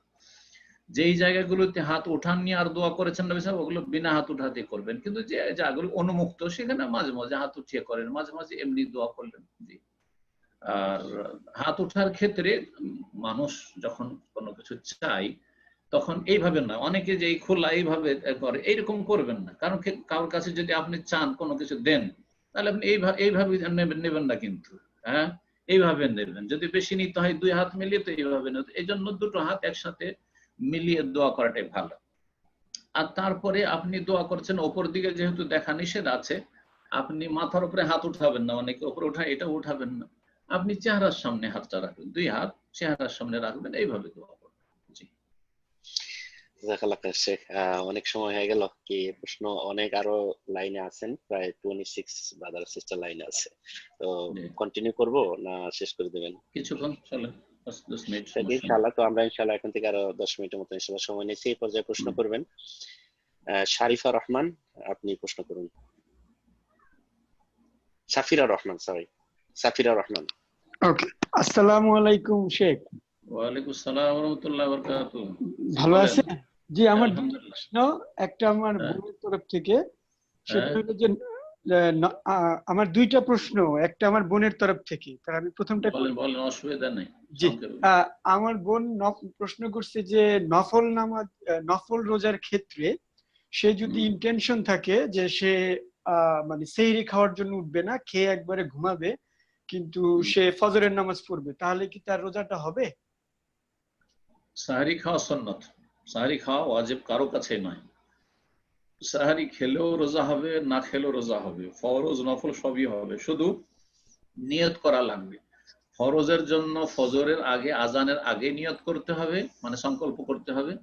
আর সুন্নতের নিয়ত দিনেও করা যেতে পারে, সকালবেলা, দিনের বেলা। ফজর নামাজ পড়েছেন, রোজার নিয়ত ছিল না, সকালবেলা বাসি পেটে আছেন, এখনো কিছু পানাহার করেননি, আর সকাল 9টা 10টাও যদি নিয়ত করে নেন, তবুও ইনশাআল্লাহ রোজা হয়ে যাবে, যেমন নবী সাল্লাল্লাহু আলাইহি ওয়াসাল্লাম মাঝে মধ্যে করেছেন এরকম। তো আশা করি বুঝতে পেরেছেন। খাওয়া শর্ত নাই, কিন্তু আগে খেয়ে দিয়ে সহুরের নিয়ত থাকলে উত্তম হচ্ছে শেষখানে সহুর করা, শেষ দিকে, সে রাত 2টো 3টে দিয়ে করলো, আর রাতে 11টায় 10টায় খেয়ে শুয়ে গেল, আর ওটাকে সহুর নিয়ত করলো, অনুত্তম, জায়েজ আছে। কিছু না খেলেও জায়েজ আছে। কেউ যদি মনে করে যে আমি কিছু খাবো না, এমনি আমি রোজা রাখবো, জায়েজ আছে, কোনো অসুবিধা নেই, তবে শক্তিশালী থাকা ভালো। জি, আমার দ্বিতীয় প্রশ্ন অলরেডি আপনি অ্যান্সার দিয়ে দিয়েছেন, তারপর আমি একটু অ্যাড করতে চাই। সেটা হলো যে রমজান মাসে এরকম নামাজের ব্যাপারে ওই যে সোশ্যাল ডিস্টেন্স বজায় রাখা, যে নামাজটা হবে না, সেই সময় আপনি আজকের মতো অত মানে বিস্তারিত বলেন নাই। তো ঠিক আমি আপনাকে সবসময় ফলো করি, তো আমি নিজেও নামাজ পড়ি না, ঈদের জুম্মার নামাজও পড়ি না, এবং আমি আরো কয়েকটা দিনী ভাইকে বলছি। তো আজকে তো আপনি বললেন যে 50-এর নিচে হইলে নামাজ পড়াটা আপনি শ্রেয় মনে করেন। তা আমি যাদের বলছি যারা পড়ে না, ইভেন আমিও পড়ি না, তাহলে কি আমি এই জন্য গুনাহগার হব? আমি যখন রমজান মাসে সংক্ষেপে বলেছিলাম, তখন কারফিউ ছিল, লকডাউন ছিল, তখন এমনি যাওয়াতে বাধা নিষেধ ছিল, কথা বুঝতে পেরেছেন? সুতরাং তখন বলেছি যে বাসাতে পড়ুন। এখন যেখানে আমাদের সামনে কারফিউ নেই, হ্যাঁ, বাধা নিষেধ নেই, মসজিদ যেতে অনুমতি আছে, তারপরে দুনিয়ার কাজকর্ম সারাদিন করে বেড়াচ্ছেন, তো মসজিদে কেন যাবেন না, যান। আর সোশ্যাল ডিস্টেন্সটা শুধু বাধা যেন না হয় আপনার জামাতে যেতে, সেখানে যেমন বললাম, আর আশা করি আমার যুক্তিটা বুঝতে পেরেছেন, সেখানে একটা অজেব ছুটে আর একটা অজেব আদায় হচ্ছে, আর বাড়িতে থাকলে আপনার জামাতের অজেবটা ছুটে যাচ্ছে। সুতরাং আপনি ঘাটতি তো হচ্ছে, বাকিটা আল্লাহ মাফ করবেন, কারণ আমরা স্বেচ্ছায় করছি না, সব করে করছি না, এই পরিস্থিতিতে করছি। আল্লাহ যেন মাফ করেন এবং আল্লাহ যেন এই বালা মুসিবত তাড়াতাড়ি উঠিয়ে নেন। ইনশাআল্লাহ এই পর্যায়ে প্রশ্ন করবেন মাহমুদা আরিফ, আপনি প্রশ্ন করুন। জি, আসসালামু আলাইকুম। ওয়ালাইকুম আসসালাম ওয়া রাহমাতুল্লাহি ওয়া বারাকাতুহু। বলেন। জি, আমার দুইটা প্রশ্ন।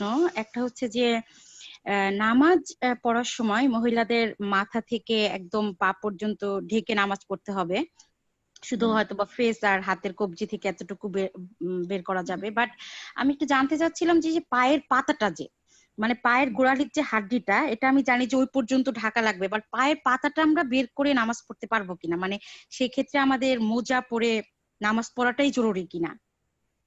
না, মোজা পরে নামাজ পড়া মহিলাদের জরুরি নয়। যদি বিষয়টি ইখতিলাফ আছে, কিছু কিছু উলামারা এই ক্ষেত্রে কঠোর ফতোয়া দিয়েছেন যে পায়ের পাতা পর্যন্ত ঢাকতে হবে, কিন্তু এর কোনো অকাট্য শক্ত দলিল নেই।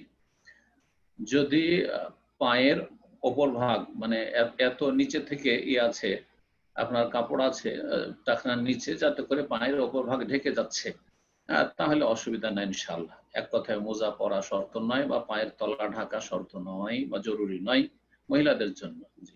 জি, আমার আর এটা কষ্টকর বটে, 5 ওয়াক্ত 5 বার করে মোজা পড়বে, না না, এত দিন কঠিন নয়। ইন্না দীনা ইউসরুন, দিন সহজ। যেখানে আমাদের কাছে অকাট্য কোনো দলিল নাই, তো এমন কোনো ফতোয়া দেওয়া উচিত নয়। জি, আমার দ্বিতীয় প্রশ্নটা হচ্ছে যে আমি আপনার আলোচনার ভিত্তিতে আমি আসলে কোশ্চেনটা করছি যে আমরা আল্লাহর জন্যই নামাজ পড়ি, আল্লাহর সন্তুষ্টির জন্য, বা আমাদের যেটা ফরজ বিধান আল্লাহ আমাদের জন্য করে দিয়েছেন সেজন্য নামাজ পড়ি। বাট অনেক সময় হয় না যে আমরা কিন্তু মনে চিন্তা করি যে না, আমি নামাজ পড়লে, রোজা করলে, আল্লাহর পথে থাকলেই আমার জীবনটা সুন্দর হবে বা ভালো হবে বা কল্যাণ হবে। বা অনেক সময় দেখা যায় নামাজে রক্ত হয়ে গেছে, সেটা নামাজটা আমি পরে পড়লেও পারি যদি আমার বাহিরে যাওয়ার চিন্তা থাকে, বাট আমি চিন্তা করতেছি না, আমি নামাজ না পড়ে বাহিরে গেলে হয়তো বা আমার একটা বিপদ আপদ হতে পারে। তো এই যে এইটা কি, এই যে আমি চিন্তাটা করছি যে আমি নামাজ না পড়ে গেলে, আমার বাহিরে গেলে একটা বিপদ আপদ হতে পারে, এটা কি আবার তাওহীদের পরিপন্থী হয় কিনা? জি জি জি, ঠিক বলছেন। এটা একটা গুরুত্বপূর্ণ প্রশ্ন। জি, আর এই প্রশ্নটা নিয়ে আলোচনা ওলামারা করেছেন বড় বড় আলেমরা। যে কোনো ইবাদত বন্দেগীতে মুখ্য উদ্দেশ্য আখিরাত হইতে হবে, আল্লাহ সন্তুষ্টি আর পরকালের মুক্তি হইতে হবে। তার সাথে পার্থিব লাভ যদি ইনক্লুড করেন, শামিল করেন, যা পার্থিব দিক থেকে আল্লাহ যেন আমাকে আমার ইবাদত বন্দেগী এবং নেক আমলের মাধ্যমে সুখে রাখেন, তো কোনো দোষণীয় নাই। কিন্তু আখিরাতের বিষয়টা যদি হালকা হয়ে যায়, ওই দিকে অত মন যাচ্ছে না, কিন্তু শুধু ভয় পাচ্ছেন যে কি জানি নামাজ পড়তে দেরি করলে কি জানি কোন বালা মুসিবত চলে আসে, যদি নামাজ পড়ি তো আমার দুনিয়ার বরকত হবে, ছেলে মেয়েতে বরকত হবে, নামাজ পড়ি তাহলে আমার রুজি রোজগারে বরকত হবে ইত্যাদি। যদি এইরকম করেন তো এটা ইখলাস পরিপন্থী, এতে নেকি কমে যাবে। নামাজটা হয়ে যাবে কারণ আল্লাহর জন্যই নামাজ পড়ছেন, আর সেটাও আল্লাহর কাছে, এই দুনিয়ার কল্যাণটাও আল্লাহর কাছে আশা করছেন, গায়রুল্লাহর কাছে নয়, অন্য কারো কাছে না। সুতরাং নামাজটা তো হয়ে যাবে, কিন্তু নামাজের সওয়াব কমে যাবে, কারণ তাতে আপনার ইখলাসে ত্রুটি আছে। ইখলাস নেই নয়, ইখলাস আছে, কিন্তু ইখলাসের নিষ্ঠাতে ত্রুটি আছে। সুতরাং মুখ্য উদ্দেশ্য হইতে হবে আখিরাত, পরকাল, আল্লাহর সন্তুষ্টি, আর তার সাথে সাথে আল্লাহ দুনিয়াও যেন আমার ভালো করে। যেমন আল্লাহ শিখিয়েছেন রব্বানা আতিনা ফিদ দুনিয়া হাসানা ওয়া ফিল আখিরাতি হাসানা ওয়া কিনা আযাবান নার। জি, জাযাকাল্লাহ খায়ের। এই পর্যায়ে প্রশ্ন করবেন কামরুজ্জামান, আপনি প্রশ্ন করুন।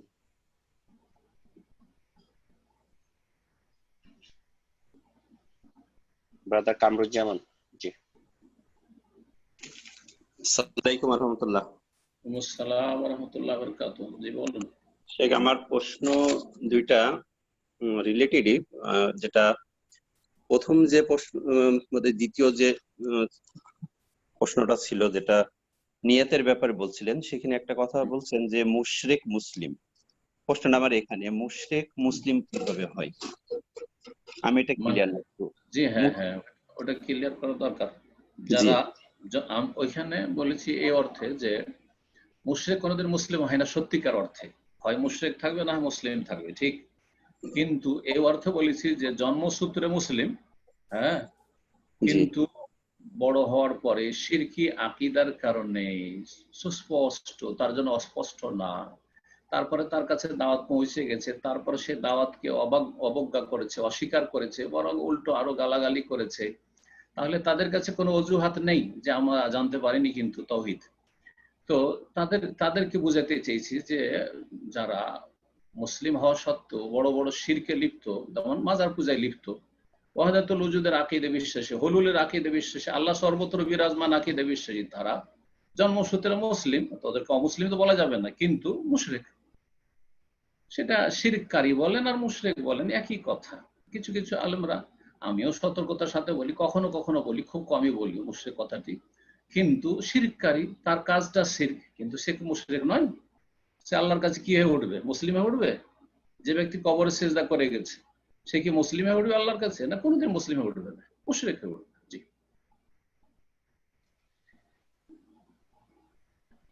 জি, জাযাকাল্লাহ খায়ের। কামরুজ্জামান ভাই বলছেন মনে হয় আরেকটা প্রশ্ন আছে।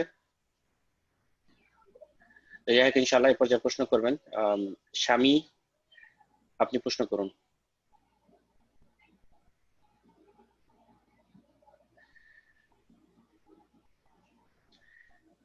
ইনশাআল্লাহ এবার প্রশ্ন করবেন আলতাফ হোসেন।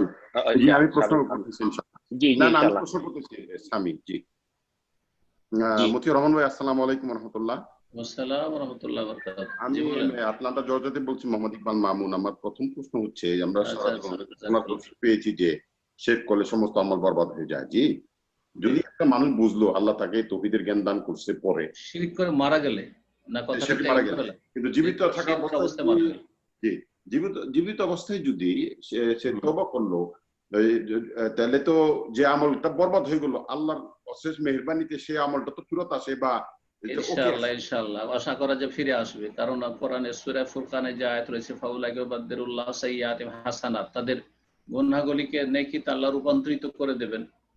সুতরাং বলা যেতে পারে যে তাদের ওই নেকিগুলি ফিরে আসবে হয়তো। আল্লাহু আ'লাম, আল্লাহ ভালো জানে, নিশ্চিত বলতে পারবো। এটা রিলেটেড একটা হলো যে অনেকে বলে যে লোকটা মারা গেছে অথবা লোকটা শিরক করছে, সে জানতো না, তার সে জাহেল এই ব্যাপারে, এইটা কি কারেক্ট অজুহাত? এটা জানতো কি জানতো না এটা আমরা নিশ্চিত বলতে পারবো, এটা আল্লাহ বলতে পারবেন। এখন সোশ্যাল মিডিয়ার যুগে এমন কোন মুসলিম আছে যার কাছে তাওহীদের দাওয়াত পৌঁছেনি? বরং কোন অমুসলিম পৃথিবীতে নেই যার কাছে ইসলাম সম্পর্কে কিছু পৌঁছেনি। অবশ্য পৌঁছেছে, কিন্তু অ্যাভয়েড করেছে। জি হ্যাঁ। সুতরাং বর্তমান তো এমন একটা অবস্থা যে পৃথিবী হাতের মুঠে মানুষের। সুতরাং কোন অমুসলিম বলতে পারবে না যে ইসলামের নামটাই শুনিনি, মুহাম্মদ সাল্লাল্লাহু আলাইহি ওয়াসাল্লামের নাম শুনিনি, কোরআনের নাম শুনিনি, এ কথা বলতে পারবে না। তাহলে একজন মুসলিম কি করে বলবে যে আমি নামাজের কথা শুনিনি, অথবা কবর মাজার যে পূজা, যে শিরক, কবর মাজার সেজদা করা শিরকের কথা শুনিনি? কোন মুসলিম বলতে পারবে?